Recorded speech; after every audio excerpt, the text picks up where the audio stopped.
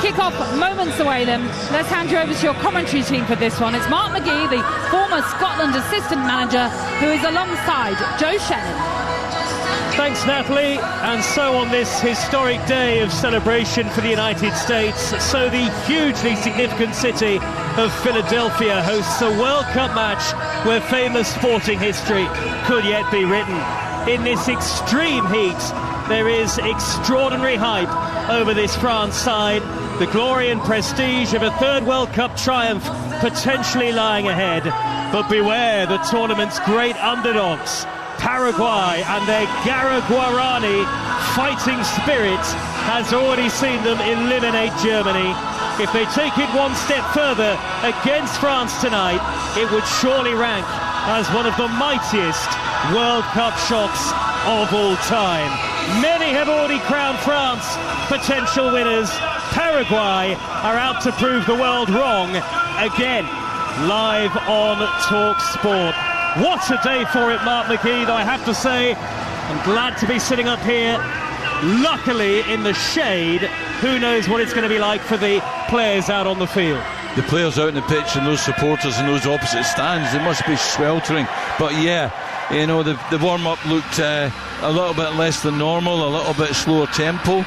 There is a bit of shade on this side on the pitch, and I think that probably will grow as the match goes on.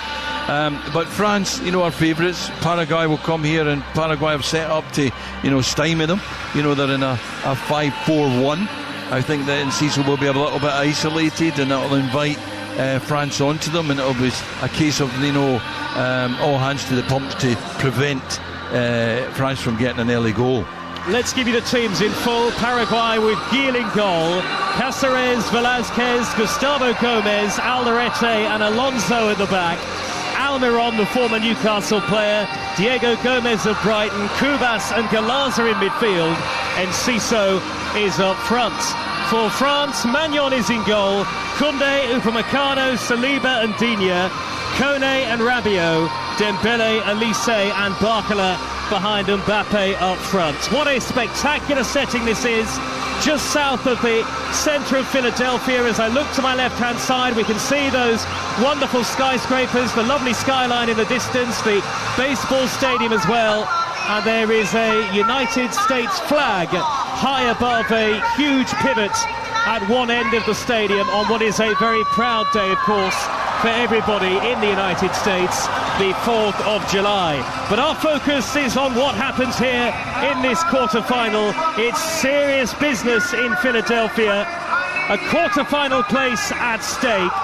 One of the rank outsiders against the pretenders to the throne. But the beauty of this World Cup, as we've seen so far, is that anything can happen. And nobody knows that better than Paraguay. This for the right to face Morocco in the quarters on July the 9th in Boston. And France, in just a few moments, will get us off and underway. Les Bleus, all in blue, and Paraguay in their red and white striped shirts, white shorts and white socks. France from right to left, Paraguay from left to right. 37 degrees as the game is just about ready to get off and underway. The skies, a lovely blue up ahead. Lots of paper fans being waved all around the stadium. Lots of sun hats on. Everybody doing all they can to keep cool. And in these sorts of conditions, it really is about keeping your cool mentally as well. Not overcommitting at certain stages, particularly not too early, Mark McGee. It's interesting you say that, because one of the things that was described to me about Enciso is that he's emotional. You know, and that lad needs to keep control of his emotions today. He's got to, you know, in a sense, keep the head, because he will get frustrated at times, and he has to stay calm. Well, the crowd have counted us down, and we're off and underway. And France, as always, look to kick for touch from the centre spot all the way towards the right full-back position of Paraguay. And Juan Jose Cáceres will take a throw. A tough tackling right back who was in the team for the famous penalty shootout victory over Germany in the round of 32. Almiron lofts the ball over the halfway line, and Upamecano with a poor back pass. Magnon has to race outside his penalty area to control, but he's very calm on the ball. Tucks it into the path of William Saliba, who immediately is forced towards the dead ball line by Diego Gomez. They were swarming round Saliba there, but he did very well to find Kone in a pocket of space, and France elegantly play the ball out of the defensive third and into the midfield. Jules Koundé charges over the halfway line. He's still going here, Koundé, and it's played across to Mbappe, who can't quite reach it. Hammered away by Omar Alderete. An early warning for Paraguay, Mark. Absolutely, and I think that Mbappe had a bit of a fresh air shot, but I think he was just the defender just did enough with his foot to interfere with him swinging at it. But warning right away. Good noise in the stands. There's a France fan just to our left who's jumping up and down enthusiastically. A lot of neutrals here today. I've seen a lot of United States shirts in the crowd. Earlier today at the World Cup, Canada 0, Morocco 3. So Morocco are through to the quarterfinals. They will play the winners of this time. Kone, number 6 for France. Edge of the area is Mbappe. A loose ball from Mbappe, intercepted by Kubas in the middle of midfield. Headed down by Kone out to the right-hand side, and Jules Koundé again, and Dembele pops it back to Upamecano. And France playing from right to left with about 3/4 of the pitch bathed in this heavy sunshine, are dominating possession and territory in the early stages. Floated forward by Rabiot, header away again by Sunderland's Alderete. Joe, we can see already that even when Paraguay win the ball back, there was nobody to play to. They're playing a little bit blind and then just sitting in there. They can't. They need to have real control of the ball before they can get to Enciso, but otherwise they're just returning it back to French possession, and that's it's one of these things. It's just a matter of time then. Didier Deschamps watching on edge of the technical area in his dark suit. Not sure how you manage a dark suit in this sort of weather, but well done to him. Likewise Gustavo Alfaro, the Paraguay head coach. Upamecano finds himself in the wing position, the giant central defender. Little 1-2 with the nippy Elise. Elise, quite an elusive figure when it comes to speaking to the media, but such a brilliant player to watch, and one of the highlights of this France run so far. 5 assists already across the tournament for Michael Elise. Upamecano. France are playing this whole game so far deep inside the Paraguay half. Fleet-footed Elise trying to jink away from Galaza out on the Paraguay left. They've doubled up on Elise, and already just 3 minutes in, they're defending the edge of their 18-yard box here, Paraguay. Scampering down the right is Elise. Floats in the high cross, up towards Rabiot. Velázquez got his head to it. Now Mbappe on the edge of the penalty area. Can't bring the ball under control. Diego Gomez plays it forward. Almiron runs into Luca Digne. No ambition whatsoever from Paraguay in these early stages as the ball is hoisted hopefully downfield, and Ciso will chase. Header into touch by William Saliba, 0-0. Well, he managed to put France under pressure just by a simple ball over the top, and Ciso chased him down and he had to head it into touch. Now they're up the pitch. That might be one of the ways they can get up, because otherwise, trying to play up to a player is impossible because there's no one up there. And set plays, of course, will be key for Paraguay. 2 of their 3 goals at this World Cup have come from set plays. Long throw into the penalty area, headed away by Arsenal's Saliba again. The ball will drop in the edge of the D, where it's gathered up by Dembele. He knocks it all the way back to Magnon in bright yellow, the France goalkeeper. Quite a leisurely warm-up for both teams. A longer warm-up than usual, but certainly not at the same level of intensity that you would normally expect. And that, I'm sure, is in recognition of the sweltering conditions here. Still 1 or 2 fans taking their seats around us. France have it with Kone. Angled ball out to the right, and Jules Koundé. Koundé feeds Dembele. And now Kone again stepping in for Tchouaméni in the middle of midfield, the Roma player. 17th cap for the national team. France, of course, keen to keep the tempo as high as they realistically can in the circumstances, as Galaza wins the ball back deep inside his own half, gives it straight to the tall frame of Koundé. France have it back. Upamecano unchallenged on the halfway line. Yeah, and one of the things that is evident is that Paraguay are able to double up in the wide areas against Dembele and against Barcola, because they have a 5-4-1, and that'll make it very difficult for France to break them down, but it's how they get out.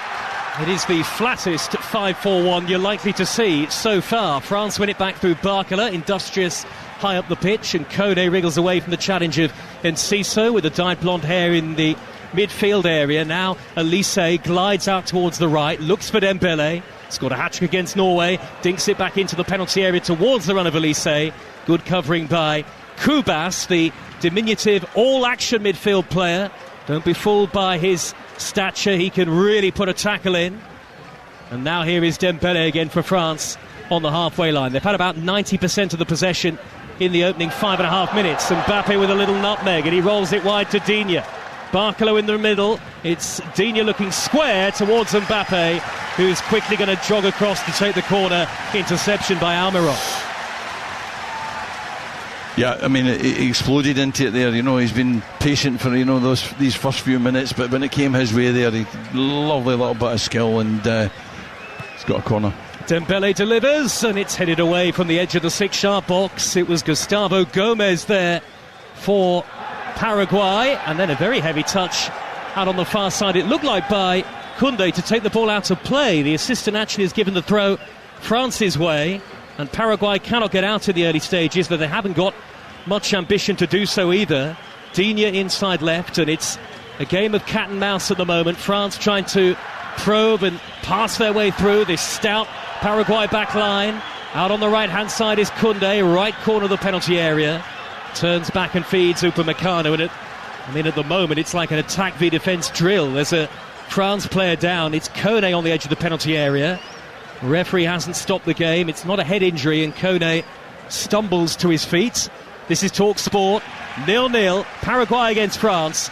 And Mark McGee, the pattern of play is very much set, to say the least. Yeah, I think this is what we expected, because they've only got the one up, because they're dropping deep. They've got this 5-4, and it will be difficult for France to break them down, but for me there's an inevitability about it. One of these times somebody's going to get a tight touch, somebody's going to beat somebody's going to get a cross, make a pass, and France will score. And then it'll be interesting to see how Paraguay deal with that. 13 goals at this tournament for France, 12 of them scored by the front four that are on the field right now. Here is Koundé, midway inside opposition territory, and now Upamecano, 35 or so yards out, finds Rabiot with his hair tied back as is customary, and now Saliba again. The France central defenders are playing like defensive midfielders at the moment, and Koundé and Digne are playing like extra wingers. Only Magnon, the goalkeeper, a lone spectator, isolated on his own in the France half, just watching events unfold in front of him. Saliba, 0-0. You can hardly blame Paraguay given France's proficiency in attack. An interception by Cáceres. He feeds Enciso. Enciso tucks it out to the right back position in Almiron, and this is where they've got to try and hold the ball, Paraguay. Almiron scoops the ball clear, but it's straight back to Upamecano. Yeah, and France are getting a problem when they get further up the pitch and they're looking into the 18-yard box, because there aren't any gaps and people are doubled up and it's difficult to get the ball to them. I think they've got to keep switching it. They've got to get it from right to left and left to right to open up spaces where then suddenly the gap there, and the likes of Lisi can slide it into Mbappe and he can get turned and get a shot. A good angled ball out to the left-hand side, and Barcola now. Barcola back to Digne, and the Aston Villa man finds Mbappe midway inside opposition territory again. Kone out to the right hand side. Jules Koundé, they're playing a patient game here, the French, and Dembele tries to get away from Galaza, reaches the dead ball line, whips in a good cross in towards Rabiot, headed up into the air by Velázquez, not very far, bounces down. Rabiot tries to get underneath it, and it looked as though he was bundled over there momentarily. The referee, not interested, immediately says that it's a France throw. I mean, the way that the game has started with Paraguay, they're defending their own 6-yard box, let alone the penalty area. Surely France will score eventually. And they have it with Digne in the left wing position again. It feels like just a question of when, not if. Mbappe tries a couple of step overs, he's blocked off. And you hear the whistles and the boos, I think, from the France fans for the referee. Yeah, well, the other thing, of course, to open them up is somebody has to beat somebody, so there are players out there that can take you on and can beat you. Dembele certainly over on that side can, he gets to the byline. Mbappe can, Olise can, Barcola certainly can. So maybe it's a 1-to-1 situation that's going to open them up. That's the voice, the former Scotland assistant, Mark McGee. And Mark and I are continuing our travels after this game. We're off to New York for Brazil against Norway in the round of 16 tomorrow. It's not bad, is it? Joe, it just seems to, not better and better, but my goodness, and not only that, we've had the fireworks and everything today. Dembele tries to jink away from the challenge of Diego Gomez, about 30 yards out, was blocked off by Diego Gomez. They're very tenacious, this Paraguay team. Forward by Dembele, high over the top, nearly reached Barcola, just a touch overhit, and it goes behind for a goal kick. Well, Paraguay have survived the opening 11 minutes. It's Paraguay 0, France 0, and you're listening to TalkSport. Yeah, and that little sort of diagonal that he attempted there with the run off the side from Barcola, and Dembele will do the same. Certainly Mbappe will do the same if he finds himself in a little bit of a wider position, which quite often they do. They swap positions, but that's a ball that they'll be trying. But there is that little bit of space behind the back five, and at one point there actually it was more like a back seven, so they will have to try and exploit that with decent balls in behind them. The first goal feels like it's everything in this game. Galaza for Paraguay, alone inside the centre circle. Slide tackle comes in from Kone, and he's fouled, and Paraguay have a free kick about 10 yards into the France half, dead centre. Yeah, that was a bit clumsy. He's not fully went through it, but he's definitely a foul. That takes the pressure off of Paraguay defensively, and it also gives them an opportunity to get the ball into France's box, where they can be dangerous. Well, Kone's going to have to be more refined with his tackling than that. Very clumsy right in front of the referee. Free kick Paraguay. The former Newcastle man Miguel Almiron is going to take it just ahead of the edge of the centre circle, and Paraguay have sent plenty forward for this. They know that set pieces could prove a real and genuine route to goal for them. Driven high into the penalty area, up went Junior Alonso. It's headed clear, and now France counter with Elise with the sparkling feed over the halfway line. Checks back to Koundé. Elise was caught. Junior Alonso left one on him there. Referee says get up, get on with it. It allows the advantage to be played. Well, the linesman over on the far side, was right there, so he clearly didn't see, and it looked just like a block to me, but I'm not sure it was illegal. Kone right in the middle of the Paraguay half. Dembele with his back to goal will lay it out wide to Koundé, and now Elise takes over. Elise running at two defenders, nudges it backwards about 5 yards to Koundé. Elise again led with the edge of the 18-yard area. Koundé made the underlapping run. France not cute enough so far in the final third, and in fairness to Paraguay, they'll be really pleased with how the opening 13 minutes have panned out, because Orlando Gil, one of the heroes in the penalty shootout against Germany, saved two penalties to help ensure Germany's first ever World Cup shootout defeat. Has barely had a kick of the ball. He's certainly not had a save to make. No, it's working. What they've set out to do. They're going to, blunt the four forwards. They've done that so far. Even a little bit of frustration. Kone's gave away a couple of free kicks. And they're on the attack, Paraguay, momentarily there as they look for Enciso through the middle. It's hooked away by Upamecano for France, and then a very heavy ball by Cáceres down the near side touchline in the shade. Is out of play for a goal kick to France again. I think actually he was playing for touch there, and he just hooked it a little bit, but I think that's going to be one of their ploys as well, to get them up the field, even though it's a France throw-in, get the ball up in there and then try and aim them in an area where they might have an opportunity. Paraguay, who have never beaten France in any meeting, have arguably already succeeded in their aims for this World Cup. In some ways it's a miracle that they're even here, given where they were in qualifying when Gustavo Alfaro took over. Kone with the square ball to the feet of Koundé. You're with TalkSport live from inside the stadium in Philadelphia, and they have the floodlights on, but they hardly need them. It is a boiling hot day here, and I'll ask Mark about how he thinks that's affected the game in a moment. But here's Barcola raiding infield, turning back onto the left-hand side and feeding Digne via Rabiot. Digne's cross is straight into the chest of Orlando Gil.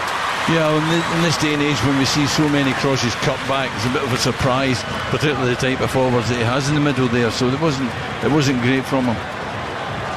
Arsene Wenger among the interested spectators today. This stadium holds 65,000 or so, usually used for American football. It's part of a big, broader sports complex. You can see the baseball stadium to the left, and there's a concert hall nearby as well. And Paraguay taking some more sting out of the game as Cáceres, understandably, takes his time with the throw right in front of the Paraguay dugout. Long throw downfield over the top of Diego Gomez and beyond Enciso as well. The Strasbourg man out-muscled by Saliba. Here come France once more from right to left as Koundé trots over the halfway line. If France move the ball too slowly, then they're able to get across, they're able to...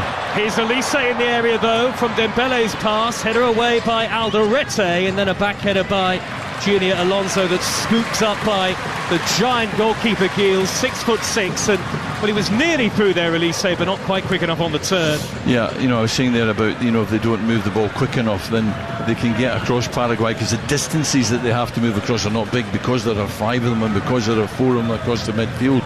So it's not like when they've even got a 2 or a back 4, they've got to get across quick and bigger distances. It's much easier for them to cover those. Need to move the ball quicker. Not had a meaningful effort on goal just yet. Over the top from Kone towards Mbappe, up the inside left of the penalty area. Just a little too much weight on it. Mbappe stretched out his leg to try and pluck it from the air, but it just ran away from him at the vital moment. That's a couple of those balls that have been played trying to get Mbappe in that space behind the back 5. They're going to have to keep doing that. One of these times it will be a good ball. One of these times Mbappe will get it down, and if he does, then Paraguay will be in trouble. Kylian Mbappe, 1 behind Lionel Messi in the top scorer charts for this World Cup, and 2 behind Messi in terms of all-time World Cup goals. Away in the right wing position, Elise, all left foot, tries a cutback with his right. That takes the deflection of Junior Alonso. And Paraguay, I'm sure, will have been paired to defend a lot of set pieces. Corner to defend here, they've switched off, too slow. Dembele with a chance to pull it back. Dreadful pullback by Dembele. In the way is Cubas with an easy interception. Paraguay have it again with Galaza on the edge of his own penalty area, and they slow the game down very carefully. On by Alderete to Alonso on the far side of the field in the left-back position. That whole stand is covered in sunshine at the moment. Shade increasingly encroaching along the pitch as Didier Deschamps watches on, sitting down inside the France dugout. His team so comfortable against Sweden in the round of 32. They are certainly not having it all their own way against Paraguay this time out. And who can blame Paraguay for their tactics, especially because you'd have to say in the opening 19 minutes they've worked. And now Barcola gets the yellow card for a late clip on Cáceres. It was a bit of a fresh air one again. I don't think it was deliberate. He thinks he's going to take the ball, and he actually pulls out. He doesn't even follow through. So I don't actually know. Yeah, maybe kicked the top of his boot, but he certainly pulled out. There was no malice in it. Cáceres goes down, rolling around along the floor. To be fair, if you do get kicked, in your foot like that, in the top of your foot, it is a sore one. And it doesn't have to be that heavy for it to be as sore as that. So I don't think for a minute that he's play acting at this stage. I think he did take one there from Barcola, but it was accidental.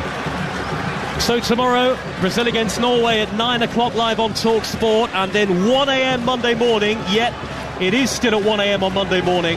Mexico against England live from the Azteca.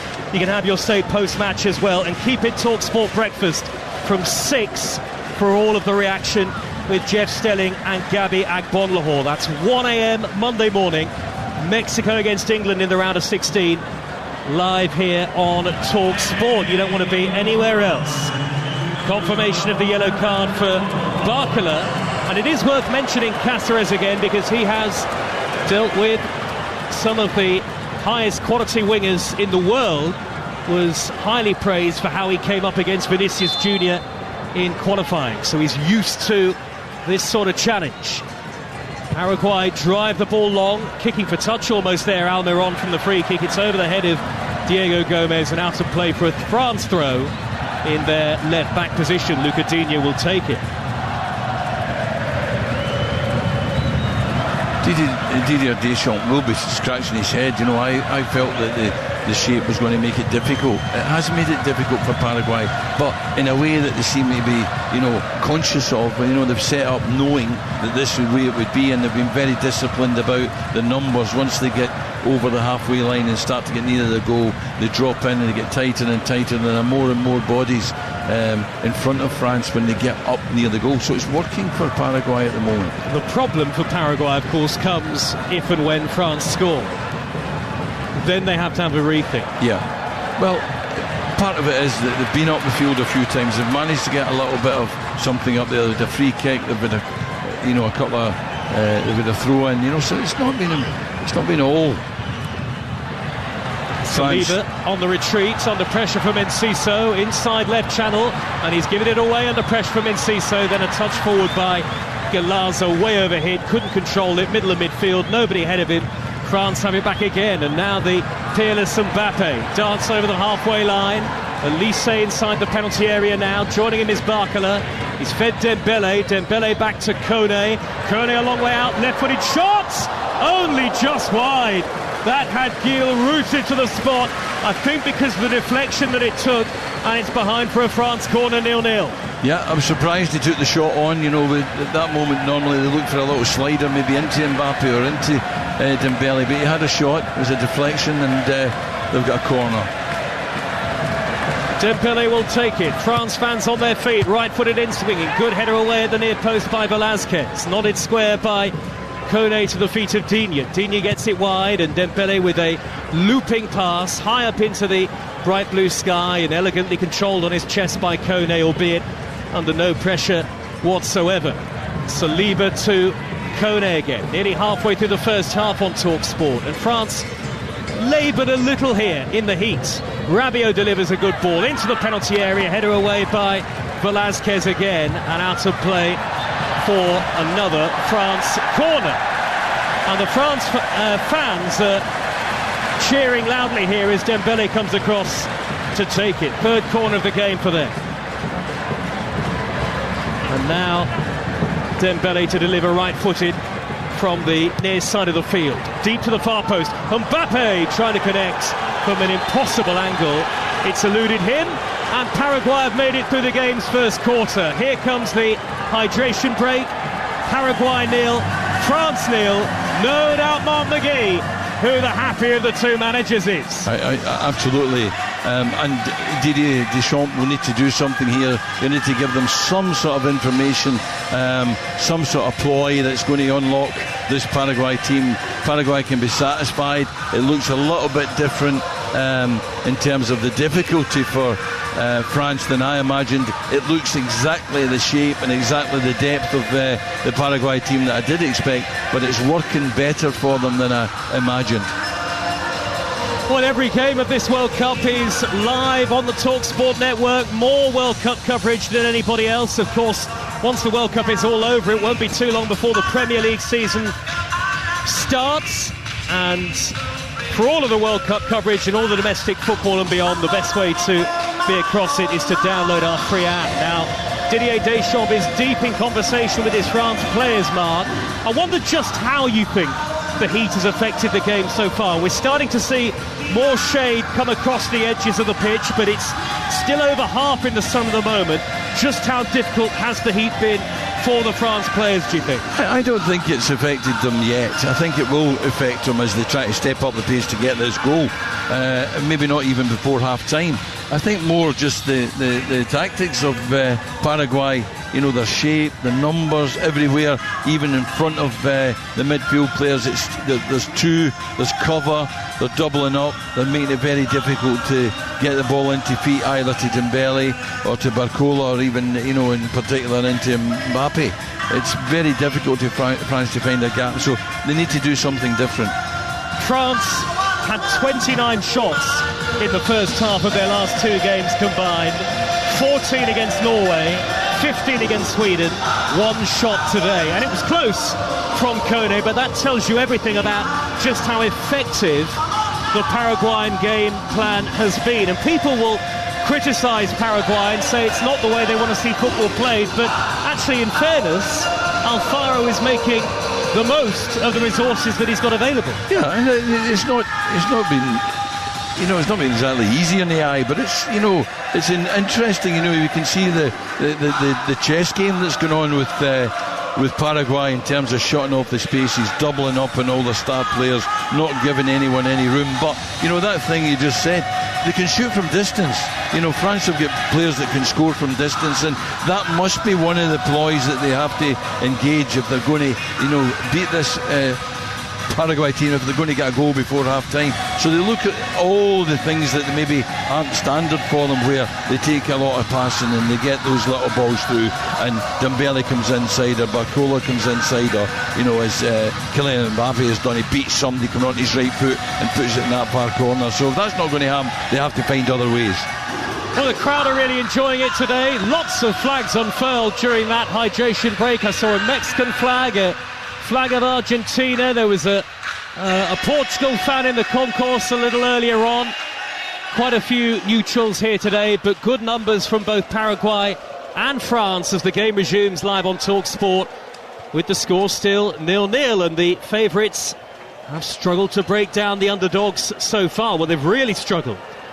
Paraguay with this deep low block, 5 at the back, 4 in front of them. And at the moment, France have had no answer. 0-0.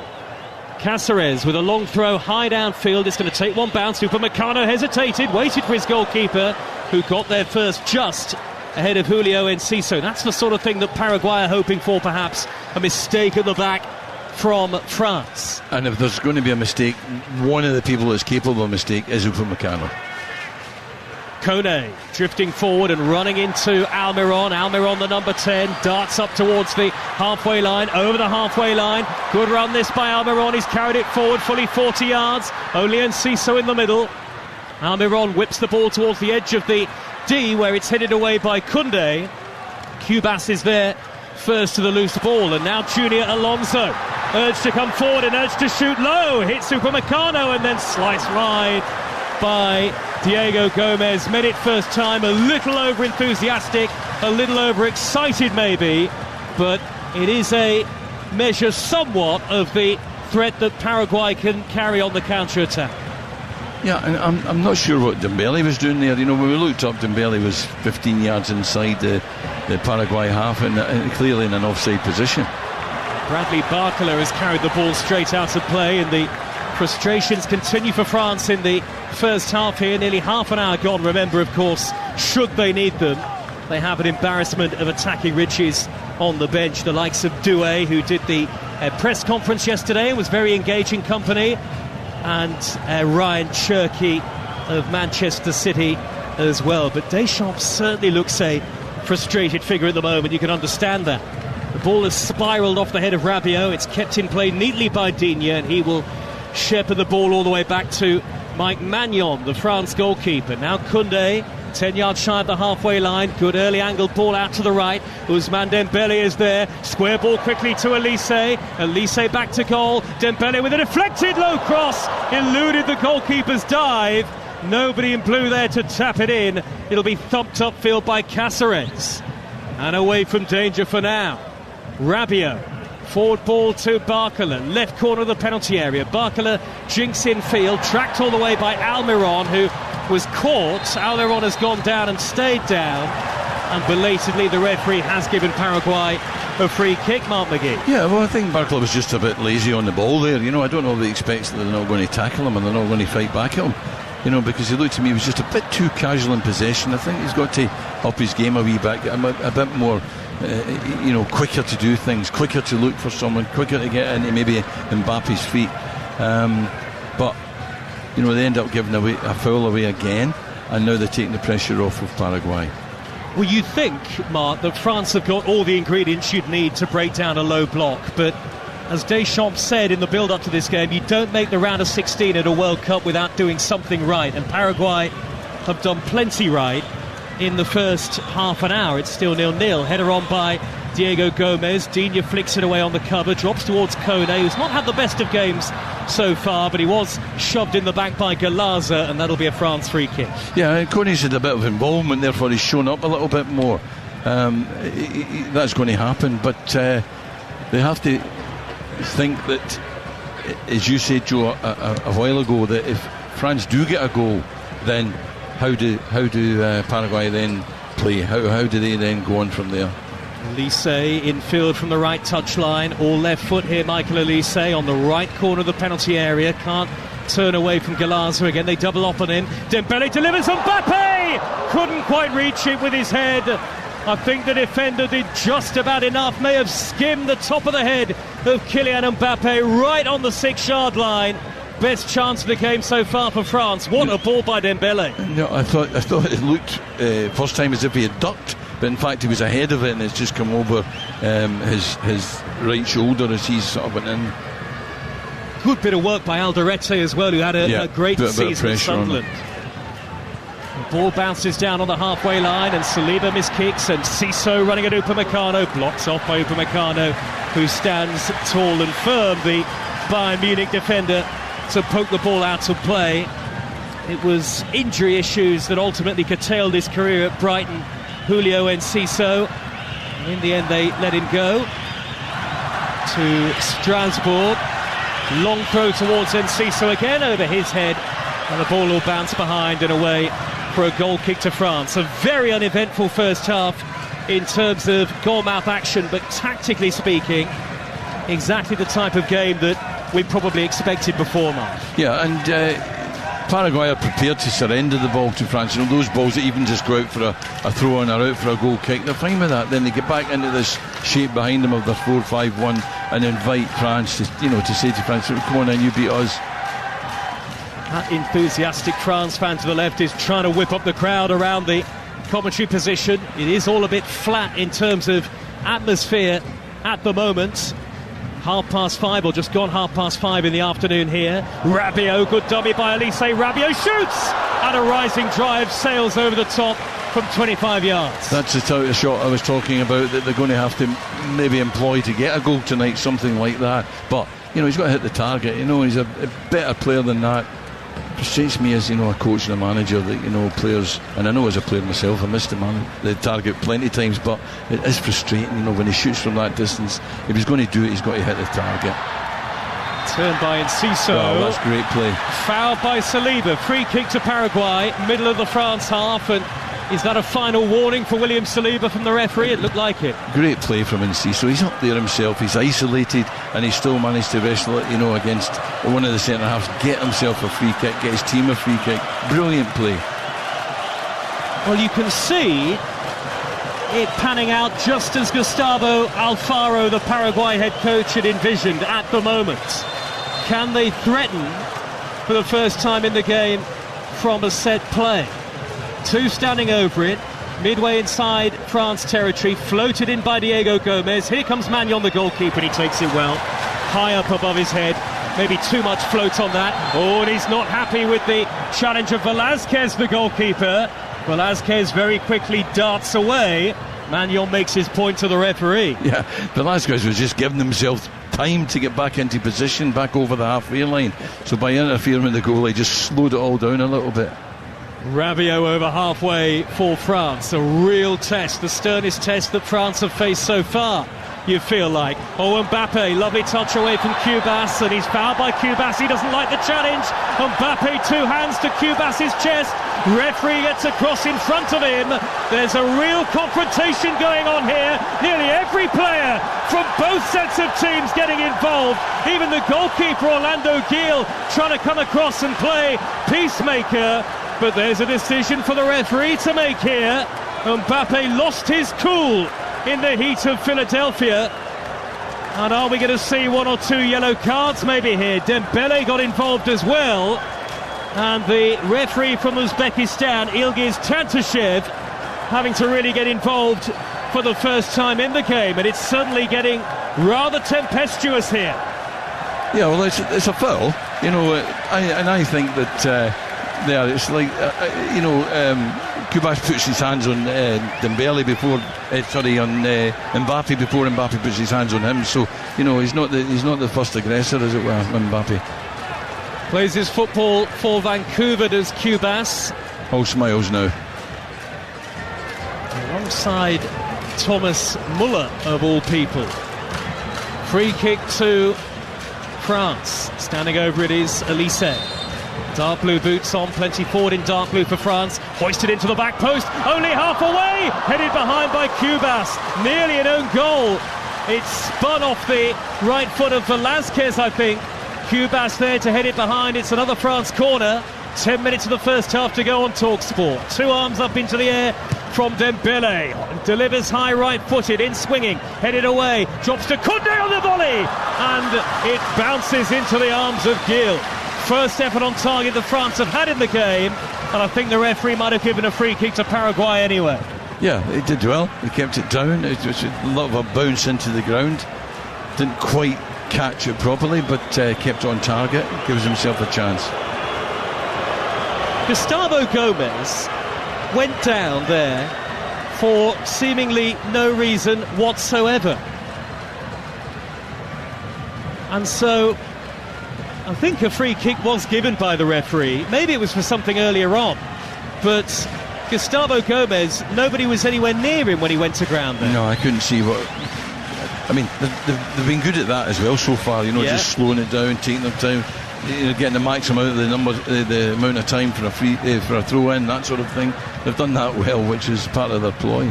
No doubt France would have expected all of this. Paraguay at the other end, an attack that didn't last for very long, given away by Diego Gomez. Over the halfway line surges Koundé, out to the right and Dembele.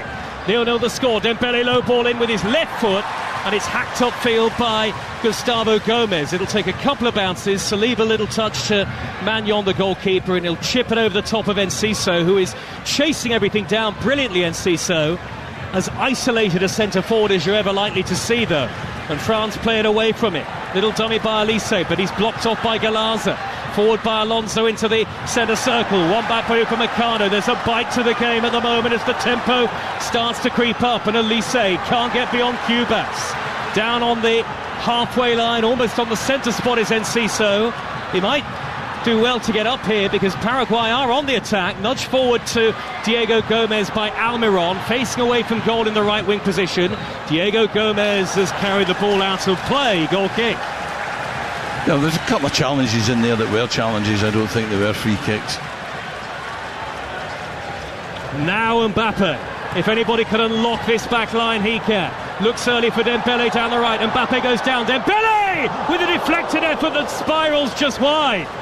Left-footed curler, and it's certainly gone behind, but I think has the referee pulled it back for a free kick for the earlier foul on Mbappe off the ball. 0-0. I don't think the referee saw it, because he's looking at Dembele. Something's happened there.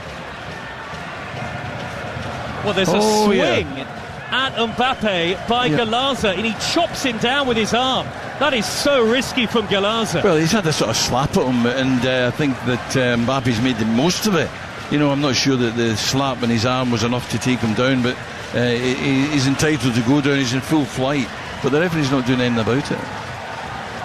Well, Galaza was not exactly looking at the ball. He only had eyes for Mbappe, and he sent him sprawling, that's for sure. 0-0. Corner to France. Dembele is going to take it again from the near side. They've all been from this near side touchline. The France left, and in the shade is Dembele. Two arms up into the air, right-footed and in, swinging into the 6-yard box, all the way to the back post. Down goes Mbappe again. Goal kick, says the referee. Real challenge for France, this, Mark McGee. It's much, much more difficult. Oh, now, hang on a second. He pointed to his ear there, the referee. Is he in consultation with the VAR? Maybe not. Sorry about that, Mark. Was there a foul on Mbappe at the back post by Cáceres? I wasn't sure if they were going back to the one, but he run through, and maybe he'd been told to have a look at that, but it's not. They're going on with it. And so Gil smashes the ball high downfield, the goalkeeper. Header on by Diego Gomez. Enciso is chasing. Upamecano uncertain. Hooks it away. Enciso wins the header against Koundé. Oh, and I think he's harshly penalised for a foul by the referee. You said it though, Mark McGee. Upamecano can give you a chance, and he dallied there at the back, didn't he? And Cecil's doing brilliantly, you know, because he's up there himself, but that time he just kind of turned away from the ball when he went to head it, and quite often they will give a free kick if you're not looking at the ball, you're not facing it when you go and head it. 5 minutes of the first half to go. Heavy touch by Barcola, albeit he had to reach backwards behind him to control the ball from Rabiot, which was slightly misplaced. Barcola teases it cross-field out to the right, and Koundé inside right channel, rolls the ball square to Dembele, who'll take on Alonso. Good ball back to Koundé with the underlapping run, and his cross is turned behind by Alderete. And that's the kind of run I think they are going to need to get in behind them, and even if it results in corner kicks, they can eventually score from a corner kick. I think Elise needs to do a little bit more of that, and the two fullbacks keep doing that, and Barcola as well, running in off this left-hand side. Mbappe at the back post, also lurking. Upamecano and Saliba, floated in by Elise, punched away by the goalkeeper, bounces down to the edge of the box, lofted in by Koundé, deflection on it, hit the first man. Kone out to the left-hand side, Digne with a good delivery, but ultimately gathered by Gil right on the edge of the 6-yard area, and he continues to be very well protected. The Paraguayan goalkeeper, 0-0. Paraguay with Galaza just shy of the halfway line. Almiron's making a run upfield. Good early ball towards Diego Gomez, and it's just over his head, gathered by Manuel Mark McGee. I think it might be half a yard offside anyway, but I mean they're doing remarkably well in those isolated breaks, you know, with Enciso and on that time Diego Gomez trying to get in support. They're making the best of really isolation, and they are actually putting France under pressure at times. France are scrambling a little bit at times at the back. Heat wave here in Philadelphia, still 35 degrees or so, relenting the heat over the last few days. Here is Elise, doesn't really seem to have affected France all that much. Their build-up play hasn't quite had the same rhythm to it though. Cut back by Dembele to Elise, 25 yards out, works it onto the left foot, blocked off, tried to take on one too many red and white shirts, floated crossfield by Upamecano. Dembele keeps the move going, little 1-2 with Koundé, not enough on the ball from Koundé, pokes out of play by Galaza. France need all of that footballing intelligence, all of that flair and quality in the final third if they're to break through this stout defensive line of Paraguay. Red and white wall away to the left-hand side. Digne to Mbappe, and he lays it square to Upamecano, long way out, too far out for a shot. Upamecano square to Kone. Kone gathers the ball forward towards the edge of the penalty area. Kone with a curling shot, and that is high over the top. No danger to Paraguay. Yeah, when we watched France against Norway, for instance, when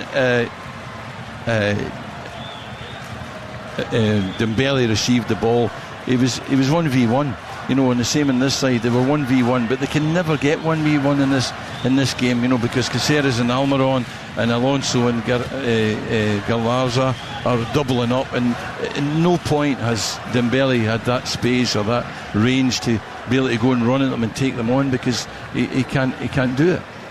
Might be a more open game tomorrow in New York, New Jersey, when Brazil take on Norway. That's 9 o'clock live on TalkSport, and then 1 a.m. on Monday morning for Mexico against England. Live in full with us, and all of the post-match reaction as well, including on TalkSport Breakfast from 6 a.m. Keep it TalkSport through the night on Monday.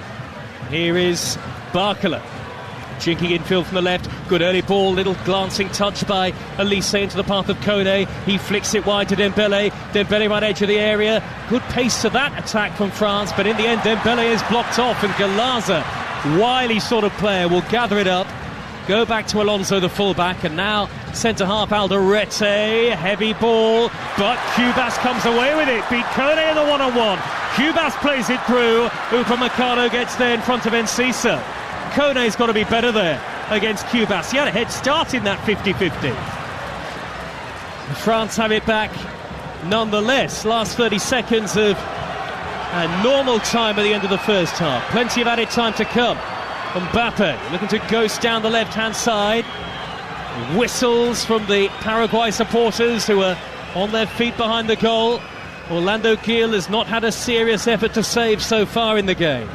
Paraguay continue to be capped in the defensive third. Rabiot reaches the ball and hits it left-footed, big deflection, and Gil stops it from spiralling behind for a corner.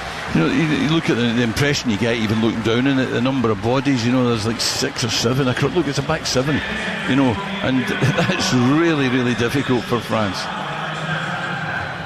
3 added minutes at the end of the first half here. I wonder whether France will make any changes at half-time. Elise from the edge of the centre circle, angled ball out left to Barcola, little nutmeg on Almiron, square pass to Kone. France aren't really any further forward though.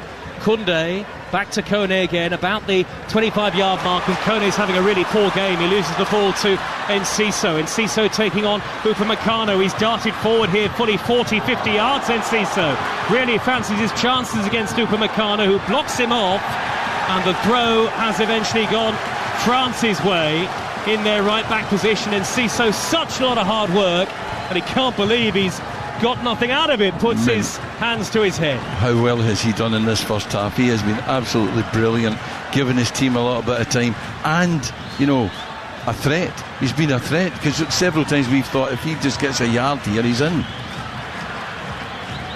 Well, just over a minute of the 3 added at the end of the first half played. Paraguay have taken just over a minute to take their goal kicks in the game so far, I'm being told. So they're slowing it down as much as they can. Again, you can understand it with the talent in the France team. Mbappe now playing out on the right, and Dembele through the middle. Elise in the 10, square ball to Kone, wide left is Digne, 3 in the middle to Aymat. Digne has to turn backwards to the halfway line, and Saliba. Crucial here for Paraguay that they can keep France at bay into the final seconds of added time in the first half. Koundé looks up, 25 yards out. Wide ball to Mbappe. He's got 2 to take on here, Mbappe, and he's blocked off by a combination of Alonso and Galaza, albeit at the expense of a throw. One of the good points of France's play normally is that where Dembele comes in off the line and the fullback goes round him, because the Paraguay fullback would have to go with him, but because there's another man inside him, he doesn't have to. He can just stay there, and then the fullback has nowhere to go, so they're not getting that little bit of movement between the fullback and Dembele. Rabiot, dead centre, floated ball over the top is a poor one. It'll evade Luca Digne, and that should be that as far as the first half is concerned for Paraguay. Stout defensively under Gustavo Alfaro, and a lot to think about for Didier Deschamps at half-time. Mark McGee.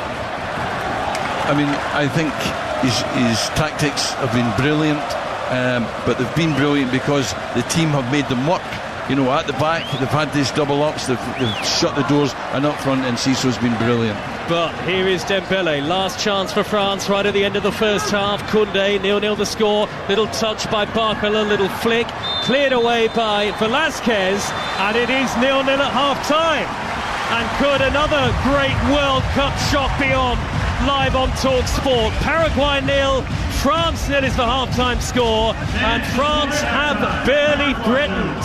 All credit to Gustavo Alfaro and his plucky Paraguayan side, who have defended in numbers, defended extremely stoutly, very impressively. Orlando Gil has not had a serious shot to save. A lot of thinking going on in the France dressing room at half-time. There may yet be changes, but for the first time at the tournament, are the favourites coming up against something of a stumbling block? It is Paraguay 0, France 0. Joe, thank you very much. Well, it's been a tough 45 minutes for France, that is for sure. Let's look over it with Mark McGee, the former Scotland assistant manager, of course. And Mark, I mean, really, credit goes to Paraguay for that disciplined defensive performance.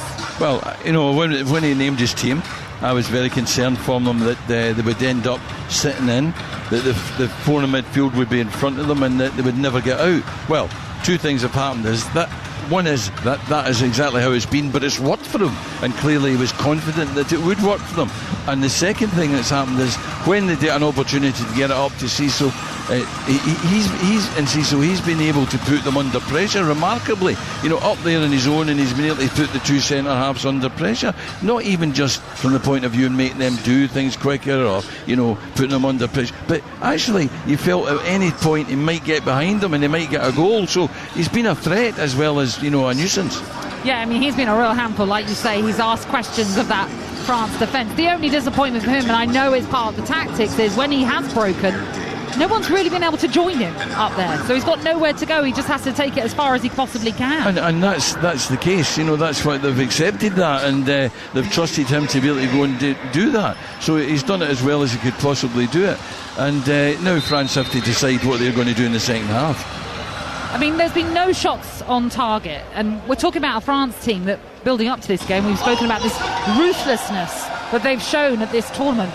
They've not shown anything like that in this first 45 minutes. Now, is that down to the heat, or is that also down to Paraguay and just how difficult they've made it for France? I'm not going to give any credit to the heat. I think it's 100% to do with Paraguay and their strategy, and they've been so disciplined about it. And like I say, on the far side, normally what you'd see in a 4 would be that Dembele would run the fullback inside, and he'd have to go with him, because otherwise he's in danger of getting the next ball played in through to him. But instead of that, there's somebody inside him, so he doesn't have to go. So he stays. It means the fullback can't get involved and can't overlap. So it becomes congested over there, and the same on this side. And then in the middle, when they have the 4 across the midfield in front of them, there's no gaps, and if there is a gap, they're too small to get the ball into anyone of any substance. And that's what I was about to say, really, because what we're noticing is France are having to take their shots from outside the box, where normally so much we've seen of this tournament, they've been able to come inside and then deliver those incredible goals that we've seen already. Yeah, well, they're capable of scoring incredible goals from outside the box. We know that, and that has got to be a threat. But one of the things I always feel in a situation like this, you need a player or players who can beat people. So if you can take somebody out of the game, then you suddenly do, produce 2v1s or, even the 1v1s in terms of getting the ball to Dembele. So we need somebody, France needs somebody that can beat somebody, and I think maybe Cherki would be the one for that. So I wouldn't be surprised if they look at him, if not immediately, but fairly soon into the second half. So someone like a Ryan Cherki, you think could be the difference maker. There's also, of course, Desiree Doué, who's available, Jean-Philippe Mateta, who we know very well from the Premier League too. There are plenty of options for France. Well, Mateta gives you something different in the sense that he's a target, but I'm not sure that that's appropriate here, because it's so tight and they're so far up the park anyway. It's not like they're having to get out. It's not like Paraguay are putting them under pressure and having to play a long one up to centre forward. So that's not really what they need. Doué, on the other hand, is a bit like Barcola. He runs in straight lines, so I think Cherki's the one who beats people, who takes people on, who turns, twists, who will get a free kick round about the edge of the box, who may even, with all those Paraguay players back in there, there's a danger that somebody sticks out a leg and there's a penalty. So somebody like Cherki would be the one for me that would make a difference. We've talked about the threat of Enciso in the sense of that he's a bit of a nuisance for France when he breaks. He can't sustain that surely for 90 minutes. Absolutely not. But he'll go on and do it for a while yet. His willingness is fantastic, and he's actually won a couple of headers. Or at worst, he's put Upamecano under enough pressure that he's not been able to clear it easily. And he's the nearest Paraguay player to him is probably 30-40 yards away, and yet he's still managing to put them under pressure, which is just outstanding. Well, not many people would have predicted that at half-time this would be goalless between Paraguay and France, but that is the case in this round of 16 match taking place here in Philadelphia. The good news for the near majority in this stadium is that the shade is coming over nicely, and it means that really just the other side of the stadium from where we are sat is still bathed in that warm sunshine, but my goodness, it is emptied out. Because clearly everyone knows they need the shade, they need the refreshments as well. And hang on, where's the music coming from? Where's Jazzy Jeff? He's somewhere. I just can't spot him. But I'm sure people are enjoying whatever was going on right here. Oh, I think he's over there to our left, but we just can't see him, but there are lights going off. This, of course, all to do with Independence Day, July 4th, 250th anniversary, being celebrated across the United States. You're listening into World Cup Game Day on TalkSport, brought to you by Burger King Burger Buddies. Total tournament satisfaction delivered by the experts. Order now on the BK app.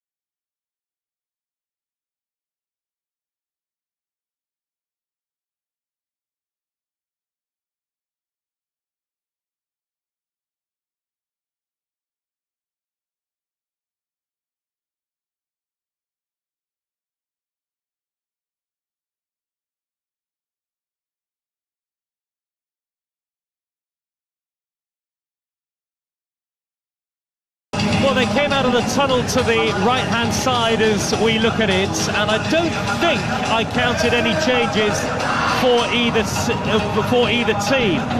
Though, of course, you'd imagine France will make alterations if it stays 0-0 relatively quickly.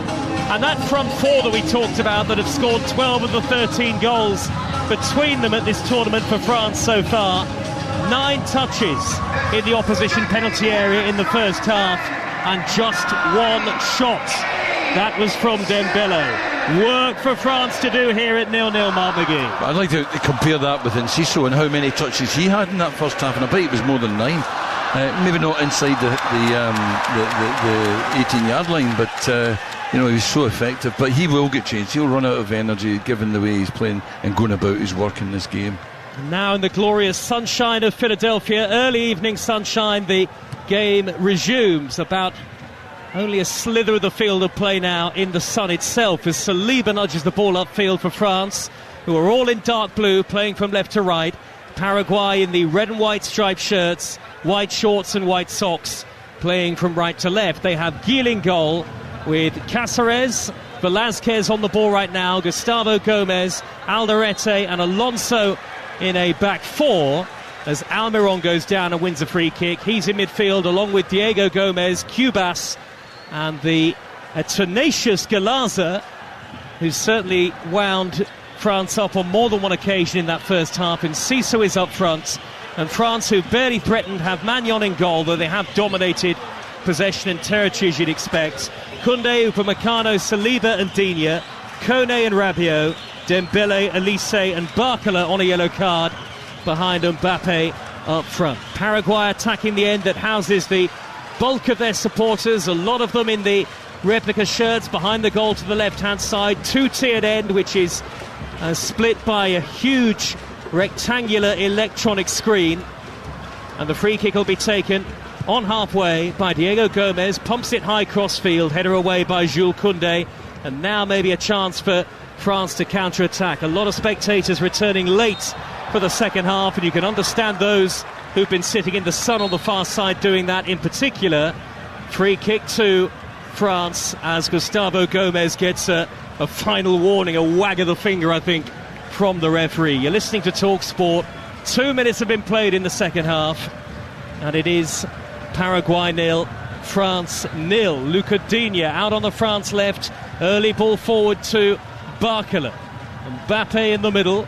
Barcola teases it backwards to the feet of Saliba, and now Kone. Once again the France centre-backs playing high up the pitch even, as Paraguay defend the edge of the 18-yard area. Camped deep, all 11 behind the ball. Saliba to the left-hand side and Rabiot. It's worked for Paraguay so far, you have to say.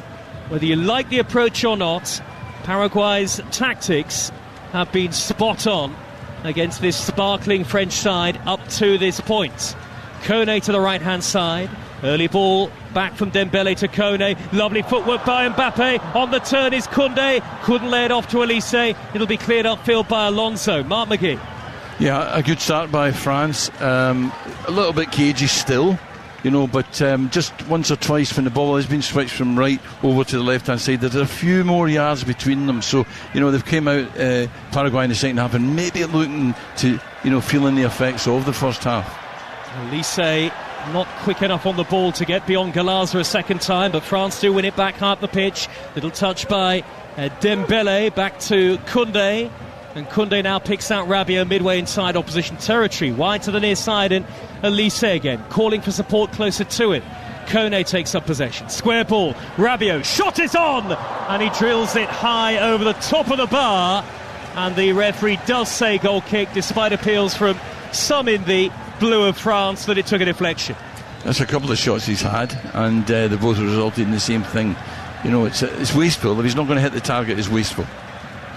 Didier Deschamps was very upset with it, right away out to the edge of his technical area to lament the shot, a rising drive that sailed clean over Orlando Gil's crossbar, and the giant goalkeepers had nothing to do in the game as yet, the hero of the shootout against Germany. All poor play by Upamecano. The ball is gathered up by Almiron into the area, and the ball takes a deflection behind off Upamecano. Paraguay get themselves a corner, and this is where they can really threaten with the score 0-0. And again, the ball up to Enciso. He puts the two centre-halves under enough pressure that Almiron's able to join in and get at them. Again, he started off the way he finished the first half. Brilliant play, putting them under pressure, even in isolation. And there are plenty forward for Paraguay here, including two of the centre-halves, Alderete and Gustavo Gomez. Diego Gomez is there as well. And Galaza making a nuisance of himself in front of the goalkeeper. And a quick word from the referee for Galaza, who was very cynical with some of his play in the first half. Can Paraguay edge themselves in front? Almiron to take the corner. It'll be left-footed and in swinging. Over on that far side of the field. He waits. Now he delivers left-footed into the near post. Magnon punches it away. Not entirely convincingly. Nodded back to Alonso. And now Velázquez, the centre-half. Heavy touch down the left. In the way with a block tackle is Upamecano. That will be a Paraguay throw. And the threat is still alive for the South American team. And they're dangerous from crosses. They like that. They're trying to set it up for that. And from long throws. This one's going to be taken by Alonso. Hoists the ball high into the penalty area. Good goalkeeping by Magnon. Takes it high above his head. Immediately clears long upfield. What a ball by Magnon. He's put Mbappe clear on goal. Mbappe! The ball bobbled up in front of him at the vital moment. And it's nudged away by the defender Cáceres. They want handball Paraguay against Mbappe. They're not going to get it. It's a corner. The ball seemed to bounce up. Taking it short. Dembele could be in. Hits the side netting from an impossible angle. And Dembele has caught Orlando Gil here. Down two goes Velázquez. And the game is going to be stopped for some time, I think. 0-0. Well, when you see Mbappe getting in there, you fancy him, don't you? But it did seem to pop up, whether it was his touch or whether it was, he didn't quite get the touch. And they're right, it did strike his arm. But, because of the touch, because of the bounce, because of the arm, it got there too slowly and the defender was able to recover. What a clearance from Magnon, the goalkeeper. Maybe route one, the correct route for France in these circumstances, as the two Paraguay physios come on to treat goalkeeper Orlando Gil, who's got a remarkable story. It was reported this week that just a few years ago he had sold nearly everything he owned to pay for his son's medical fees. A remarkable story. And now the goalkeeper on the world's biggest stage is a Paraguayan hero. He was caught by Dembele late as Dembele struck the side netting. Very good quick corner by Kylian Mbappe, and now Gil is slowly but surely being helped to his feet. 0-0, and it's all going to plan for Paraguay so far, Mark McGee. Yeah, well, when he did take it so quickly because he was in the area of the corner flag, he took it. But there was nobody able to get up in support of it, so when Dembele came along the line, his only option was to try and squeeze it in at that near post, because there was no one in support. There was no one that he could cut it back to. Still very hot here in Philadelphia, very hot conditions, scene guaranteed tomorrow night in New York, New Jersey, 9 o'clock your time for Brazil against Norway at the World Cup on Talk Sport. That's another round of 16 tie. And then Monday morning, 1 o'clock, set your alarm for Mexico against England, live on Talk Sport. And of course, you can have your say post-match, 03717 223344, and keep it Talk Sport breakfast from 6 for further reaction to Mexico against England live at the Azteca. Goalkeeper Gil clears downfield. He's back on his feet, moving a little gingerly. Now it's with Rabiot for France, and France continue to dominate possession 8 minutes into the second half. 0-0. Cáceres hacks the ball up the right-hand touchline and into touch. It is a throw to France. I don't think the conditions are playing a huge part on the field at the moment anyway, Mark. It's very difficult to tell from up here. The temperature down there, we read it a minute ago, and if we're getting the right area around us, it was saying it was 37. So I'm not quite sure what it'll be down there on the surface. If it's 37 as this ambient temperature, I think it'll be more than that. We are high up at the back of the main stand. Kone takes aim, a long way out! Tipped over the bar by Gil.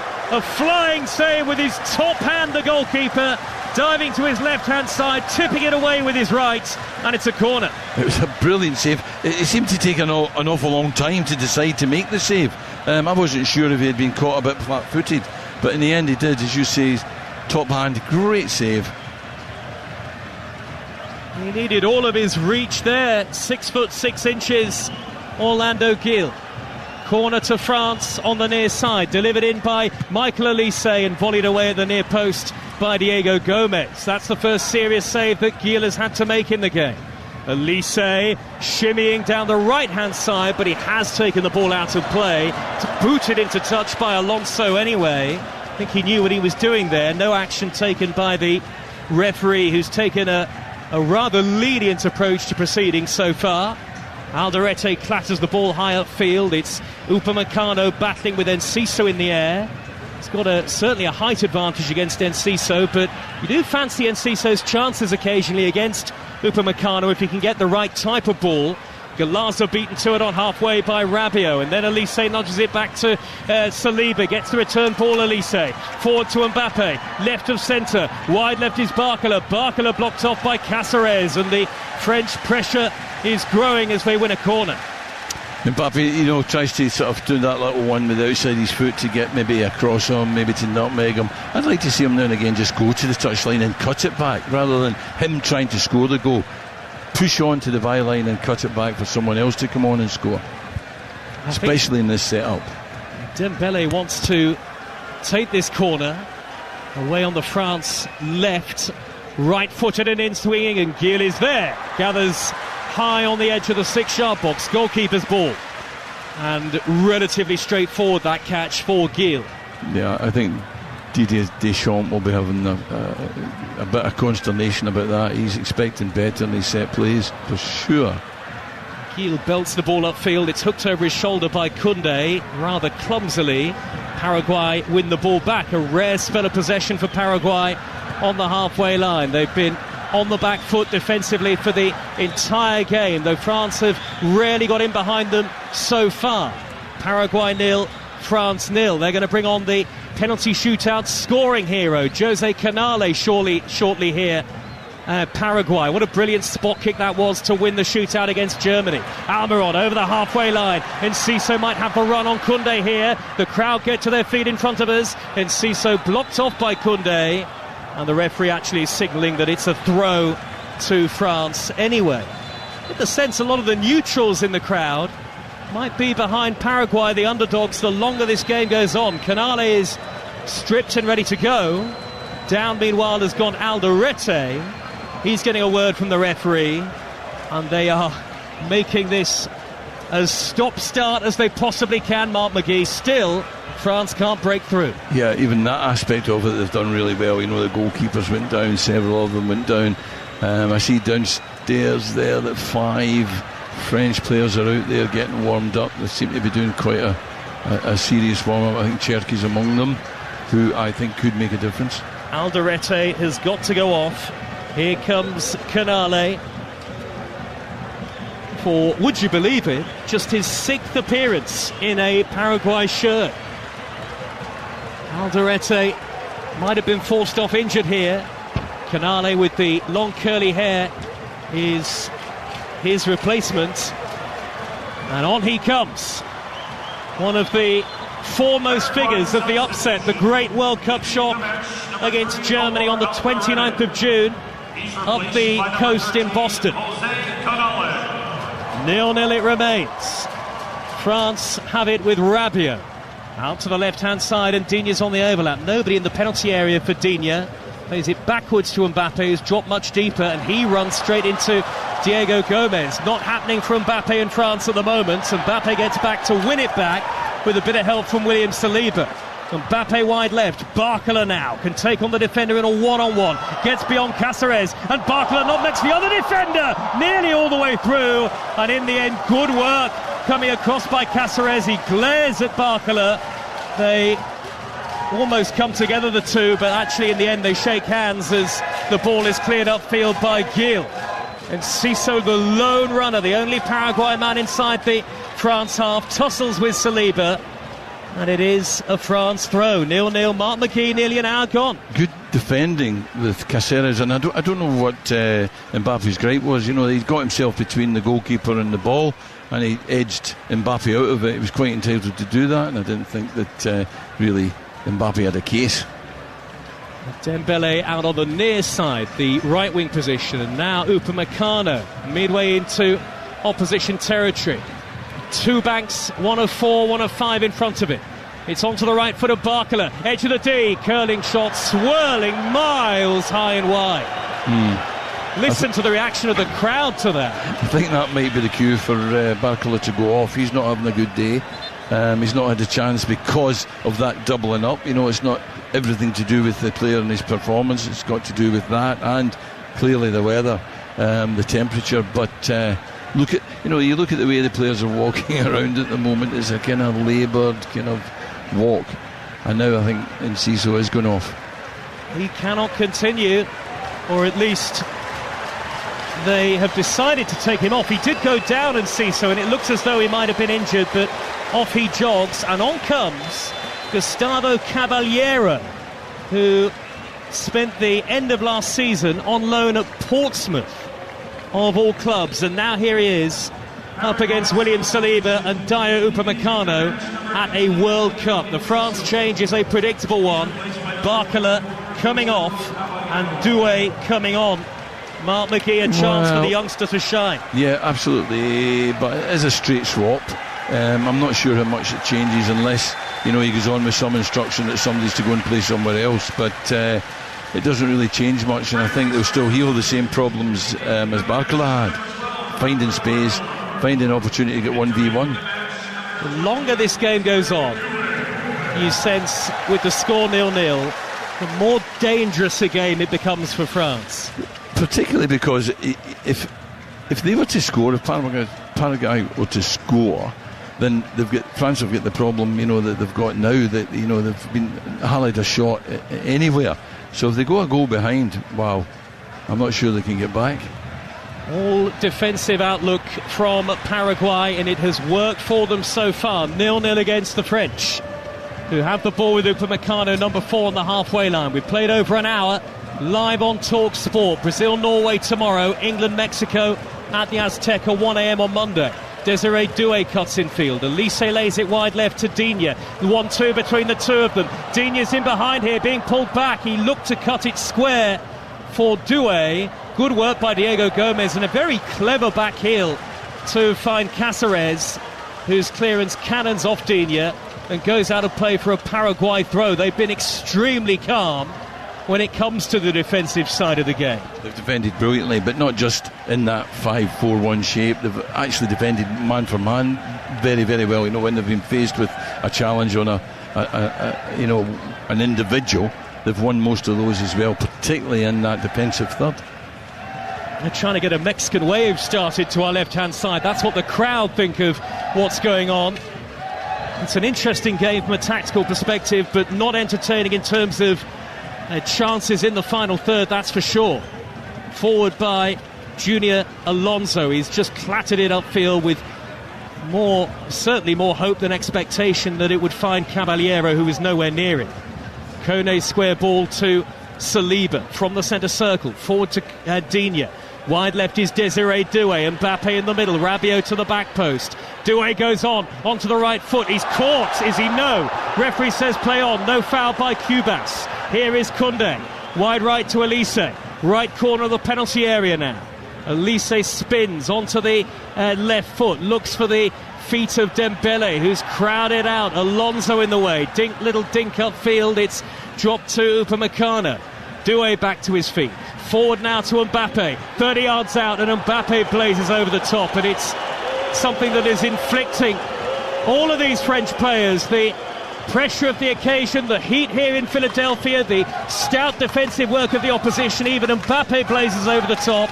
And there are whistles again from some of the supporters here at the Philadelphia Stadium. 0-0.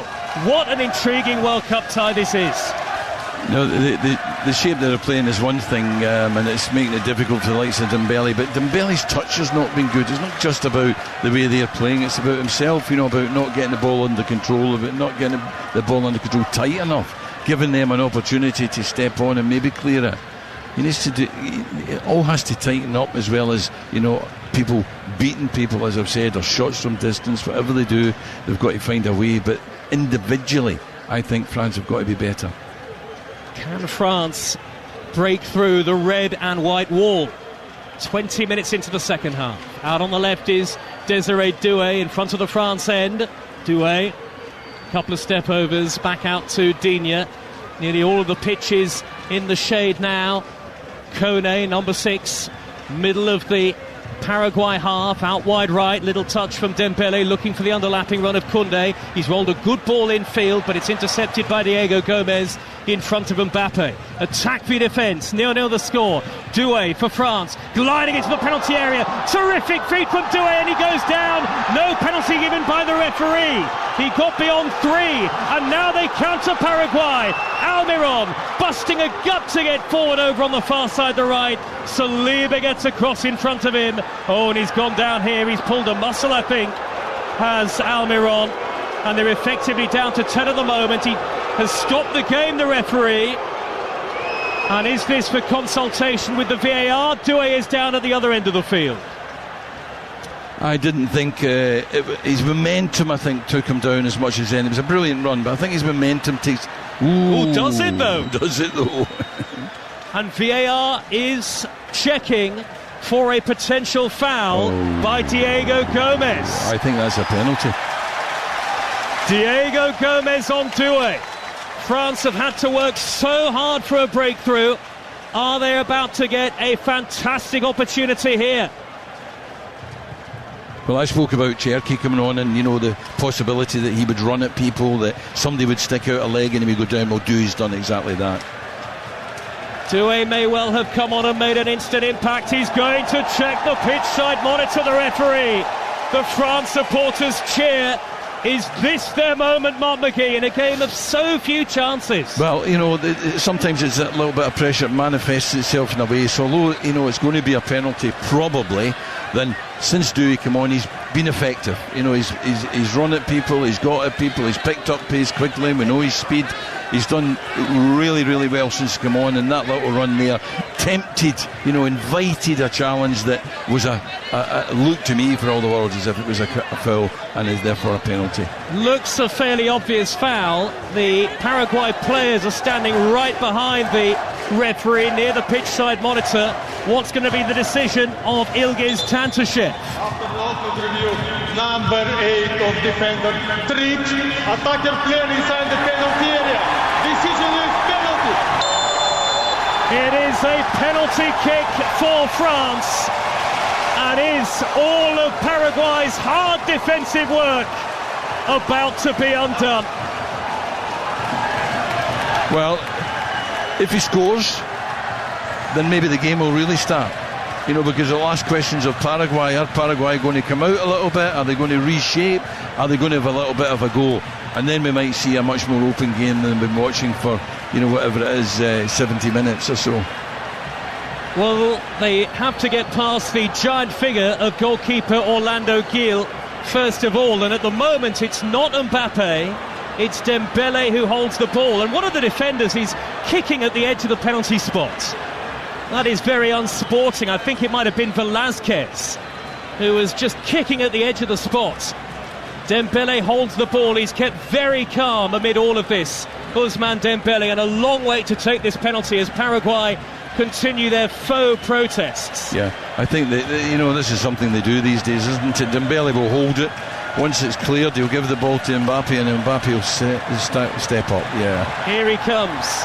The last penalties he took were in the World Cup. In the World Cup, were in the final against Argentina. 2 in the game and 1 in the shootout. He scored his last 5 for club and country. Mixed up where he's gone, near enough each and every time. Goalkeeper Gil saved 2 penalties in the shootout against Germany, but now he comes up against arguably the world's best. France's inimitable number 10, their captain. Still the Paraguay protests continue, and now Almiron is saying that the ball isn't on the penalty spots. They're doing everything they can to try to delay the taking of the kick and take Mbappe's mind off what he hopes he's about to do. Yeah, except this is the best player in the world. You know, he's not going to be fazed by them, you know, a bit like sports psychology. He starts his run-up from the edge of the penalty area. Mbappe stutters right-footed and scores! Giroud goes the wrong way! The red and white wall is finally breached! It had to be Kylian Mbappe! A big sigh of relief for Didier Deschamps. Mbappe moves to 7 goals for this World Cup. And you have to say, the team that have tried to play are the team who look like they're heading for the World Cup quarter-finals. France 1, Paraguay 0. Well, you know, France have found a way. You know, they've brought on Dewey and he's run at people and he's tempted that challenge. It was made. Diego has played well. He's, you know, he's unfortunate, but he does stick out a leg, and Diego Gomez, and I feel sorry for him, especially being a Brighton player. But you know, it was what Dewey was brought on to do. Cherky could have done the same, I think, but it's not a surprise to me that that's what's happened. When he just waited for the goalkeeper to commit, just waited for him to edge slowly to the right and slotted it into the opposite corner. That was Diego Gomez's last involvement. He's come off. Maurizio, who scored on match day 1 against the United States, is coming on, and there's another change, I think, here. Gabriel Avalos of Independiente got a great goal-scoring record. He's coming on as well. And is that Almiron leaving the field? It is Almiron's turn to come off. Well, what do Paraguay do now, Mark McGee? All-out defence, and now they have to change tactic. Well, I'm looking down at the manager. We can see it right down over him, and I don't see him signalling about any change yet. He's not changed the shape. He's not any hand gestures. Although that looks as if it's a 4 now. Yep. 4 at the back, it would appear. Yeah. Have they come to provide some attacking intent in the game, Paraguay, finally? The ball is with Velázquez. He smashes it upfield. Upamecano on the run. Got to be careful. Back header into the gloves of Magnon. And now for France, it could really open up. Paraguay 0, France 1. 18 minutes of the round of 16 tie to go. And though you can understand Paraguay's approach, if you like football played the right way, then the right team is into the lead. Yeah, but I think that a team like Paraguay are entitled to employ, you know, tactics that are going to give them a chance. Absolutely. You know, if they come out and open it up right away and try and go at France, and you know, Dembele and Mbappe and Dewey are going to run away and score goals.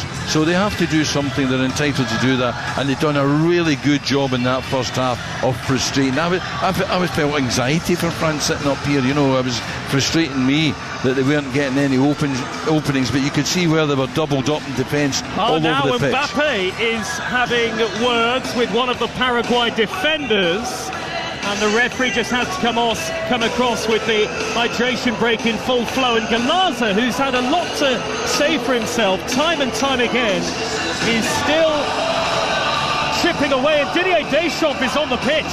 Deschamps, the France manager, is on the field of play here, and he's come out with his arms outstretched to get his players away from any further confrontations, trying to make sure that they're not being wound up by these Paraguay players out on the field. That is an extraordinary sight, even with the hydration break having begun. Didier Deschamps coming out there, and Mark McGee, as a manager, coming out, I think, to protect his players. Absolutely. You know, he has. I mean, I'm not sure that it's right.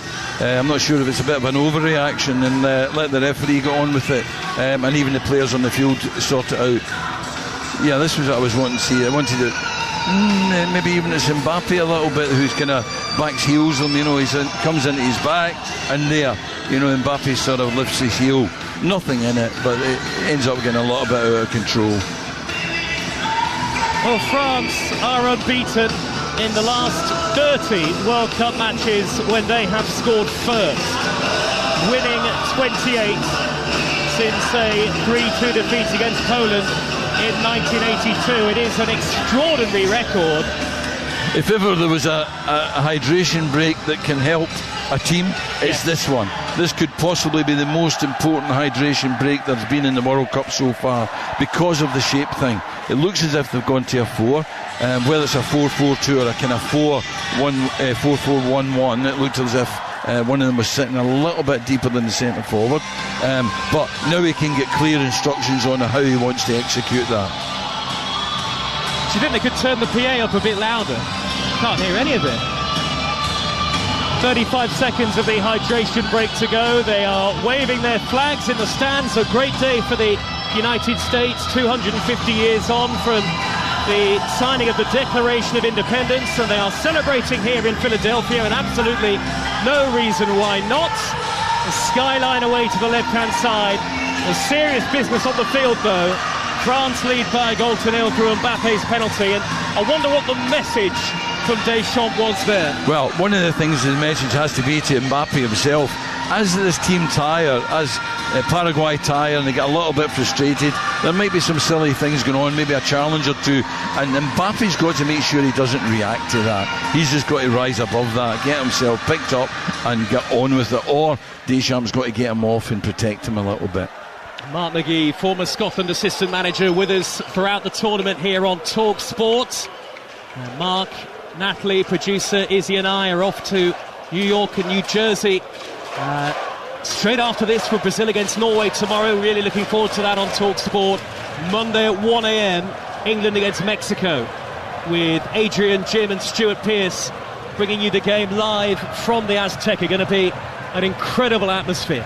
This is a fantastic vantage point to see what the changes have done. You know, where the space, look at the space now, look at is it Dewey out there on the left hand side, you know, look at the space he has now that they never got. Barcola never got that at all. They had the ball out to him, and he's with a better ball he gets a 1v1. That's the difference, and that's why the manager set up the way he did.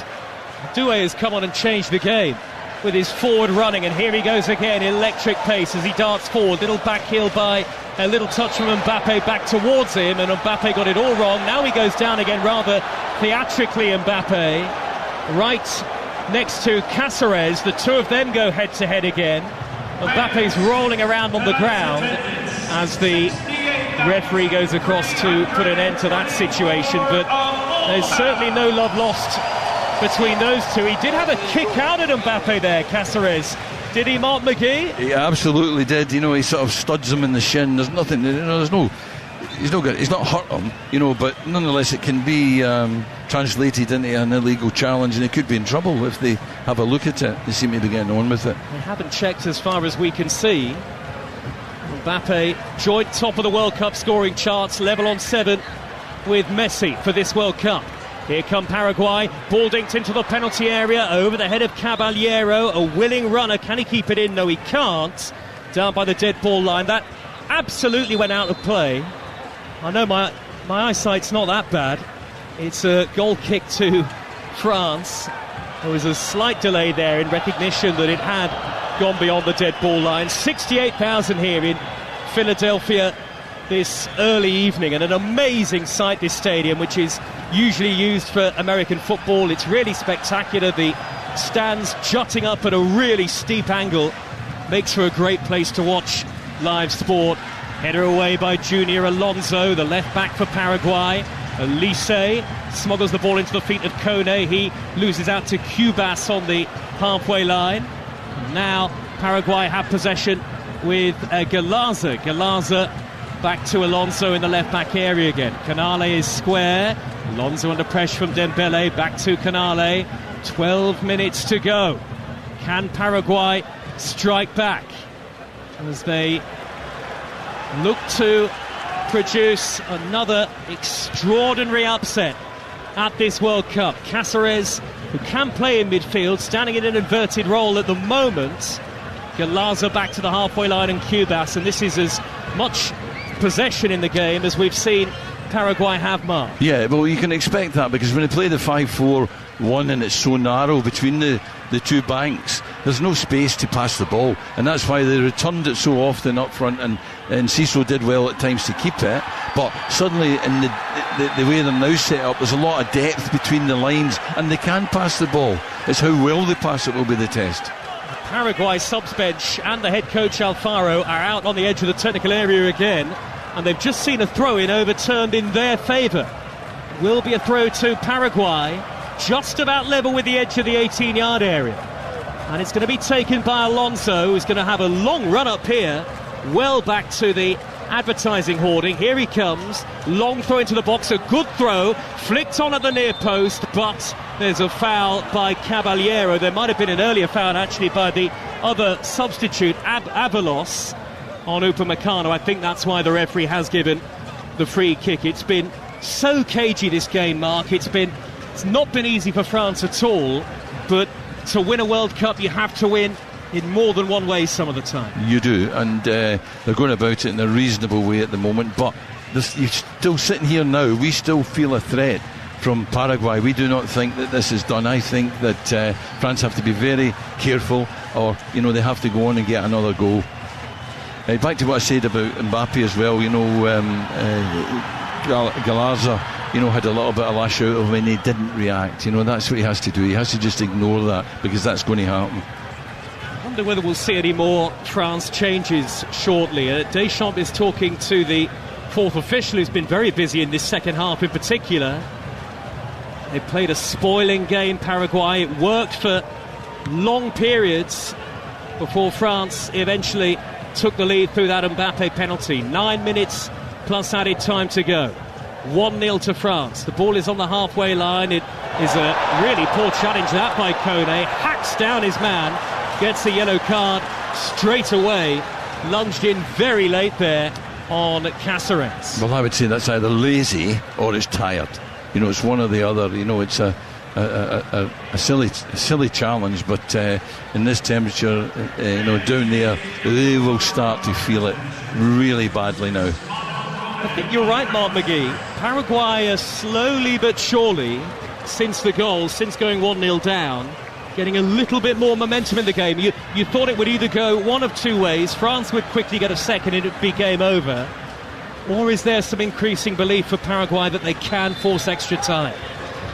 Hoisted forward from the free kick by Maurizio, and it's headed on by Velázquez and gathered by the goalkeeper, Mike Maignan. Yeah, because of the depth they now have between the lines, and they can make a few passes. I think at times it can be a wee bit of an optical illusion that we think they're doing better because they're making more passes, but they're still not really the threat that they're going to have to, find if they're going to get an equaliser here, because I still feel that although France have to be on their toes and stay vigilant and keep working hard and keep their shape, I still feel that France are the most likely team to score again. Ryan Cherky ready to come on for the team in dark blue. Header away by Upamecano, and Kone with another risky challenge, this time on Maurizio. It was clumsy, referee says no foul though. France have possession on the near side with Saliba. And now Digne, left back area, little chip forward into the feet of Dembele. Dembele out on the far side, so too is Doué. Rabiot just pops it back to Digne again. I think Kone has to come off. He's in danger. He looks very tired. He looks very leggy. He looks clumsy. I think they can't risk him getting sent off. Had a booking already. Interesting that N'Golo Kanté has not played a minute of football at this World Cup so far. Surely Deschamps must be tempted for the last 7 minutes. Little touch by Elise, deflecting the ball wide to Mbappe. Little flick from Mbappe, and now Elise showboating there. France on the attack here with Elise. He's driving right down the middle, but he's blocked off by opposite number Maurizio. And then it's long from Paraguay up towards Avalos. One in the air though by Saliba, and Koundé's clever touch forward to Elise. That's a foul on the stretch by Caballero, and a free kick to France. On the edge of the centre circle, off goes Dembele to be replaced by Manchester City's Cherky. Well, I'm pleased to see him, because I think he is somebody that can affect this game. Dembele, he's not really been able to get going today. partly because, as I said earlier, you know, the shape and the doubling up and giving them no space whatsoever. But nonetheless, within that, his own touch, his own movement wasn't great, wasn't sharp. He looked tired. France have nearly found a very different way to win. Not the manner in which they would choose to reach the quarter-finals, but heading for victory, and a very intriguing tie with Morocco in Boston on the 9th of July nonetheless. Rabiot on the halfway line, good turn away from Cubas, and he beats the sliding tackle of Cáceres as well. 6 minutes to go, plus added time. Marauding infield from the left-hand side is Doué. He's prodded it into the path of Cherki. Cherki on his left foot, right edge of the penalty area. Looks now for Elise. Back to Cherki again. Elise's on the ball once more, not been able to exert his usual influence in the game. France keep possession. Cherki balloons the ball high out towards the left halfway line, and Saliba, Cherki was caught late. Referee says play on. Very lenient approach from the referee throughout the game. Digne. 2 yellow cards for France, none for Paraguay. Mbappe, and now Kone. All of this in the middle of the Paraguayan half. Paraguay sitting deep again, just waiting for one opportunity maybe to try and strike and send this game to extra time. 1-0 France. Cherki. Back to Koundé again. Just got to be careful in possession, the French. Upamecano to Rabiot. Strokes the ball from right to left, and Digne takes up possession. Digne's got Mbappe further forward. Doué out to Digne. Little flick by Mbappe, and he's in another tussle with Velázquez this time. Throw goes Paraguay's way. I think at this point it'd be worth Mateta for Kylian Mbappe. I think Kylian Mbappe, that little flick there was a kind of, you know, lazy, tired sort of flick. He'd take more care in normal circumstances. I think a wee change there, as well as that protect him. Has he been wound up by some of the Paraguay players, do you think? I think he's, you know, as I say, when he was lashed out and he's got caught in the shin over there, he stayed calm, he didn't get involved. Long throw Velázquez, header away by Saliba, but it's hooked cross field into the path of Alonso on the volley, left-footed, left edge of the area, difficult strike, ball bouncing towards him quite high up, and Alonso skewed it well wide, and Mike Maignan ultimately has not had a shot to save the France goalkeeper. Yeah, it was a skewed shot, but it's one of those shots you just don't know where it's going, so it can easily, you know, comes back a further yard. The player flying in to try and get in the end of it might have got a touch on it.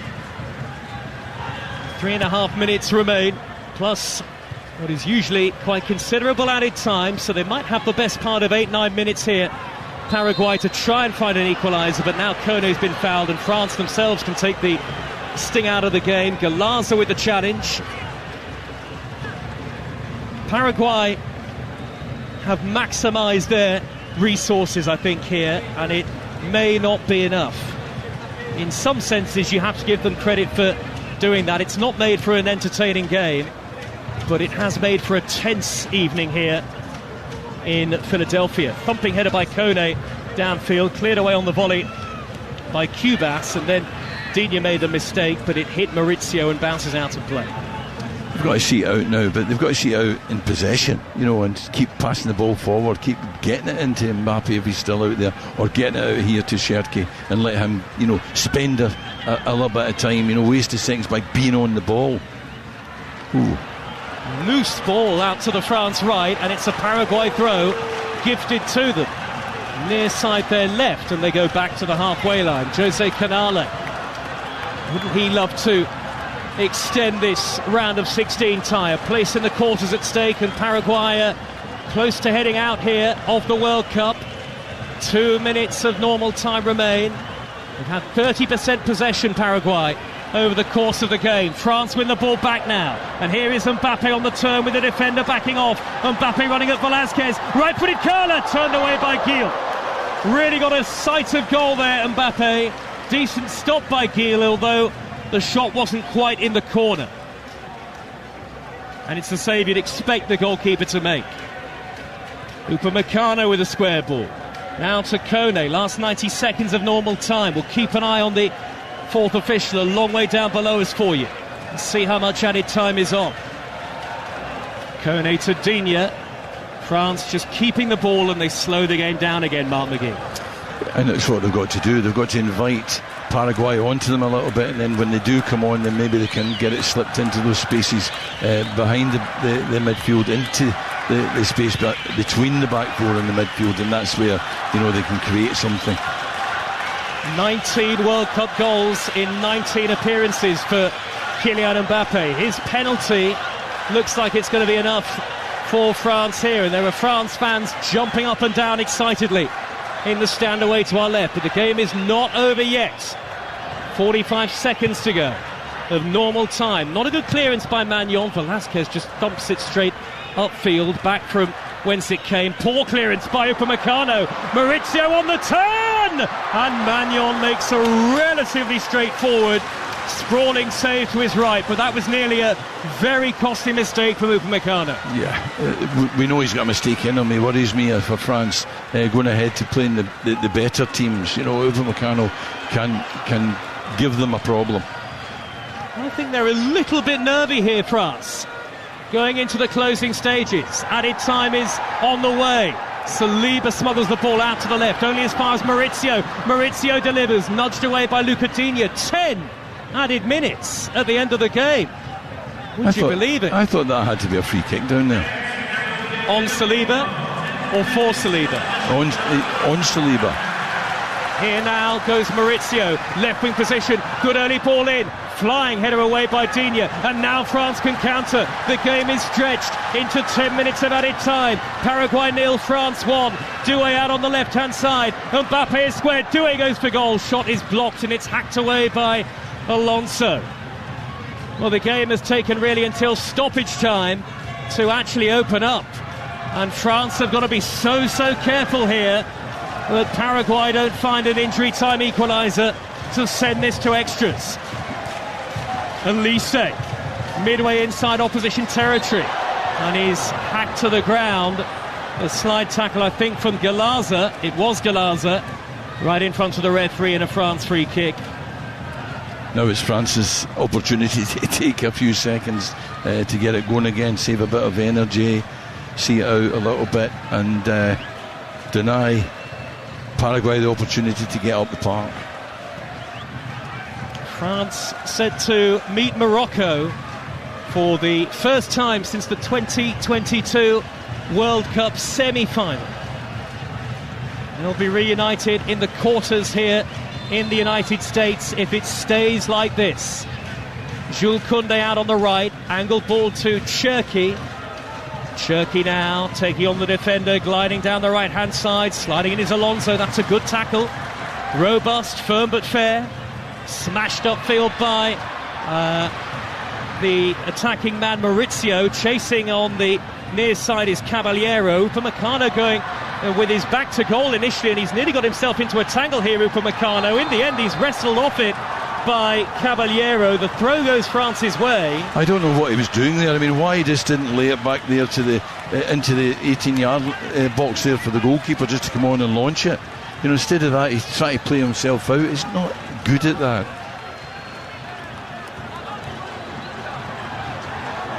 Well,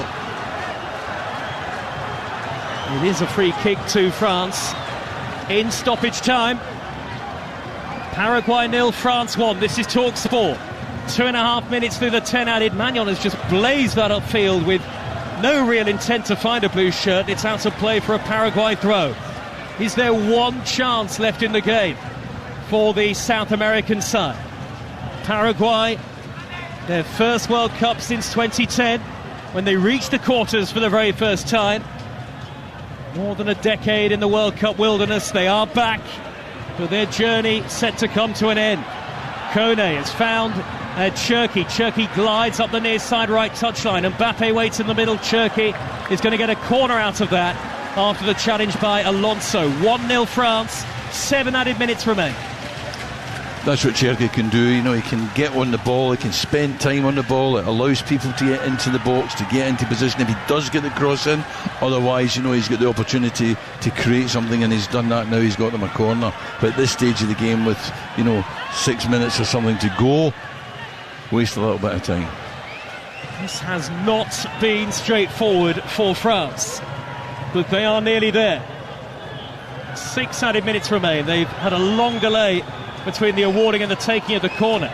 Elise is saying that the two Paraguayan players are not 10 yards away, and the assistants having to get involved here.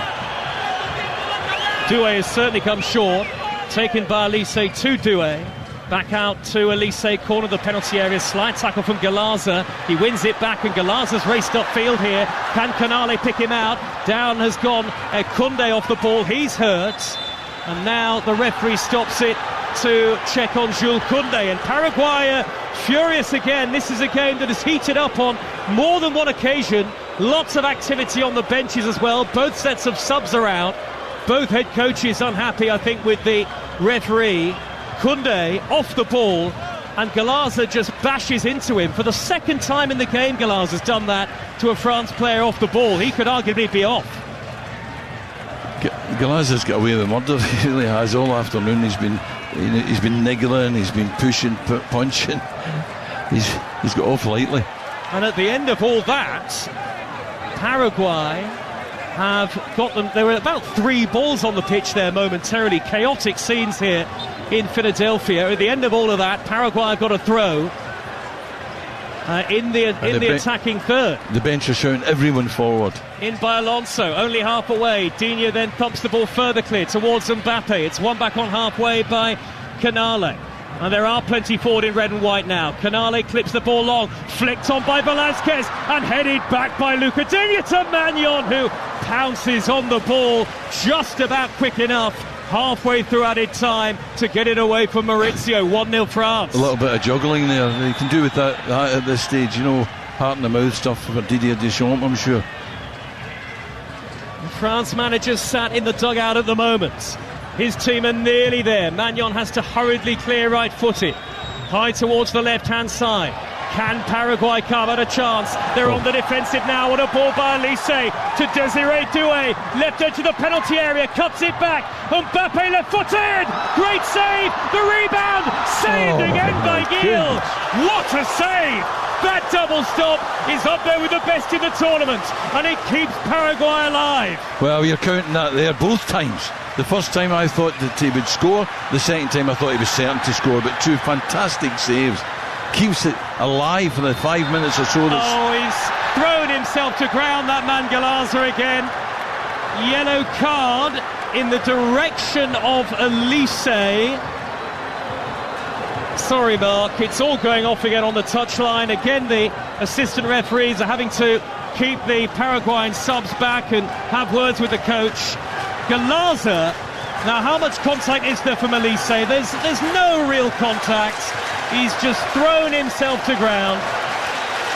And if Paraguay do go out, I don't think many would have too much sympathy with Galaza. But they're on the attack here. Free kick is cleared away by France. And upfield further by Elise. The volley by Cubas. Be interesting to see the reaction at the end of the game if it stays 1-0 to France. Because these two teams don't like each other, it seems. Miscued by Saliba. Slices the clearance behind. It's a corner. Less than 3 minutes of added time to go. Heart in the mouth stuff, right enough. This is... you just don't recognise France doing this, the panic, the sort of... the way they've been flustered. And we've said about Galaza. Well, all you can say is he's upset them and he's disturbed them. He's gone down again, Galaza. This time with Koundé around him. Feels like he spent most of injury time on the floor. Rolling around here, Galaza. It's just absolutely ridiculous. Will he go to ground again? Can he make himself a hero?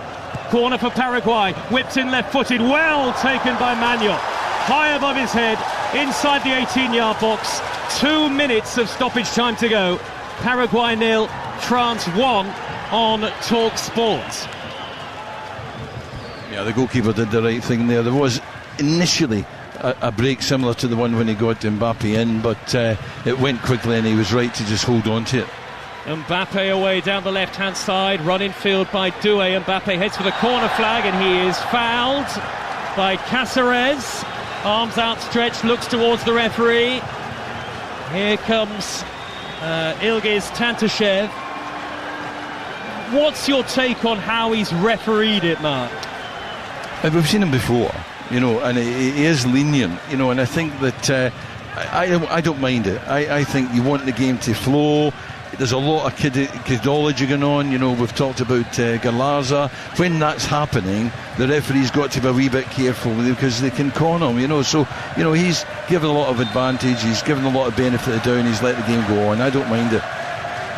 Galarza going in with Mbappe down by the corner flag, and the ball ricochets off the shins of the Paraguay man. It's a France corner, 45 seconds to go, and France are all but there. He's laughing Mbappe at whatever Galarza's got to say to him. The better footballing team is about to win, it would seem. Though it is not over yet, 30 seconds to go. Corner taken short to Doué. Doué has lost possession. He's gone to ground. And some of the France players haven't helped themselves with going to ground either, but Doué has scampered away towards the edge of the penalty area, and he has caught Maurizio. Last chance for Paraguay, right at the very end. We've had the 10 minutes of stoppage time, and this is it. If they can't score from this long free kick that Gil is going to have to balloon from inside his own penalty area just about, then they are out and France are through. Mbappe's appealing that it's not being taken from the right place. That's it! No time for the free kick, and France are through to the quarter-finals of the World Cup. It will be a repeat of the 2022 semi-final. France will play Morocco in Boston.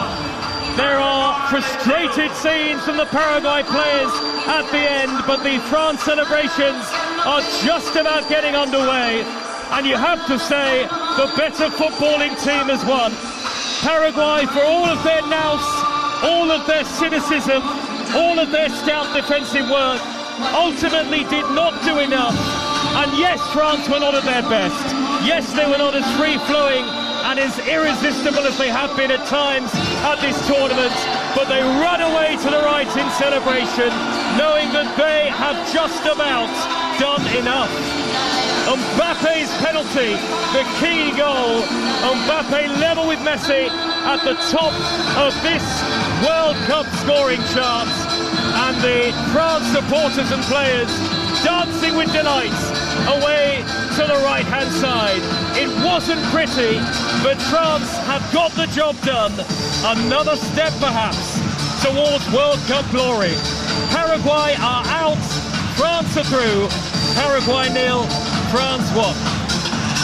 Joe Shannon, thank you very much. Yes, it wasn't the prettiest game, it wasn't the easiest of victories for France, but in the end, all that matters was that one goal, and they are through to the next stage where they will take on Morocco, as Joe Shannon was telling us there. Mark McGee, let's look over it really, because it probably will be, well, it certainly has been, the hardest game that France have had to have at this tournament so far. Yeah, the way that Paraguay set up was for two reasons. One, to combat, you know, the strengths of France, but also the conditions. You know, they gave themselves a chance of seeing out the game to 90 minutes, and they were only one down, and they could have got back in the game. They might have nicked one, you know, so they gave themselves a chance by approaching it the way they did.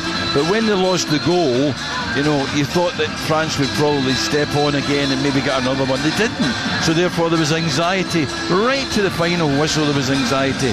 The keeper made a couple of good saves, but nonetheless it was only 1-0, and anything can happen at 1-0. Just seeing scenes of Didier Deschamps and Kylian Mbappe embracing and having a long conversation, all smiles certainly in the France camp, but as we mentioned, they were made to work hard for that victory. And Paraguay, as we said at half-time, you know, they were specifically in that first 45 minutes really disciplined. They made it so hard for France to find any inroads into the box. Yeah, well, and that's why we spoke about, you know, the type of player that was going to be needed to unlock it. Cherki, Doué came on, and Doué was probably the man of the match. I think that he contributed enough to be to be credited with that. He came on and he changed it, and he did it because he beat people. He didn't try and pass the ball. He got at people, he got under people, and he got the penalty eventually with his good play. Are there teams now that are going to be watching on and seeing this performance by France and thinking there is a way to make it difficult for them? Yeah, but I think that the teams that they're now going to start to play, I mean, Morocco are not going to do what Paraguay have done. Morocco are going to try and beat France.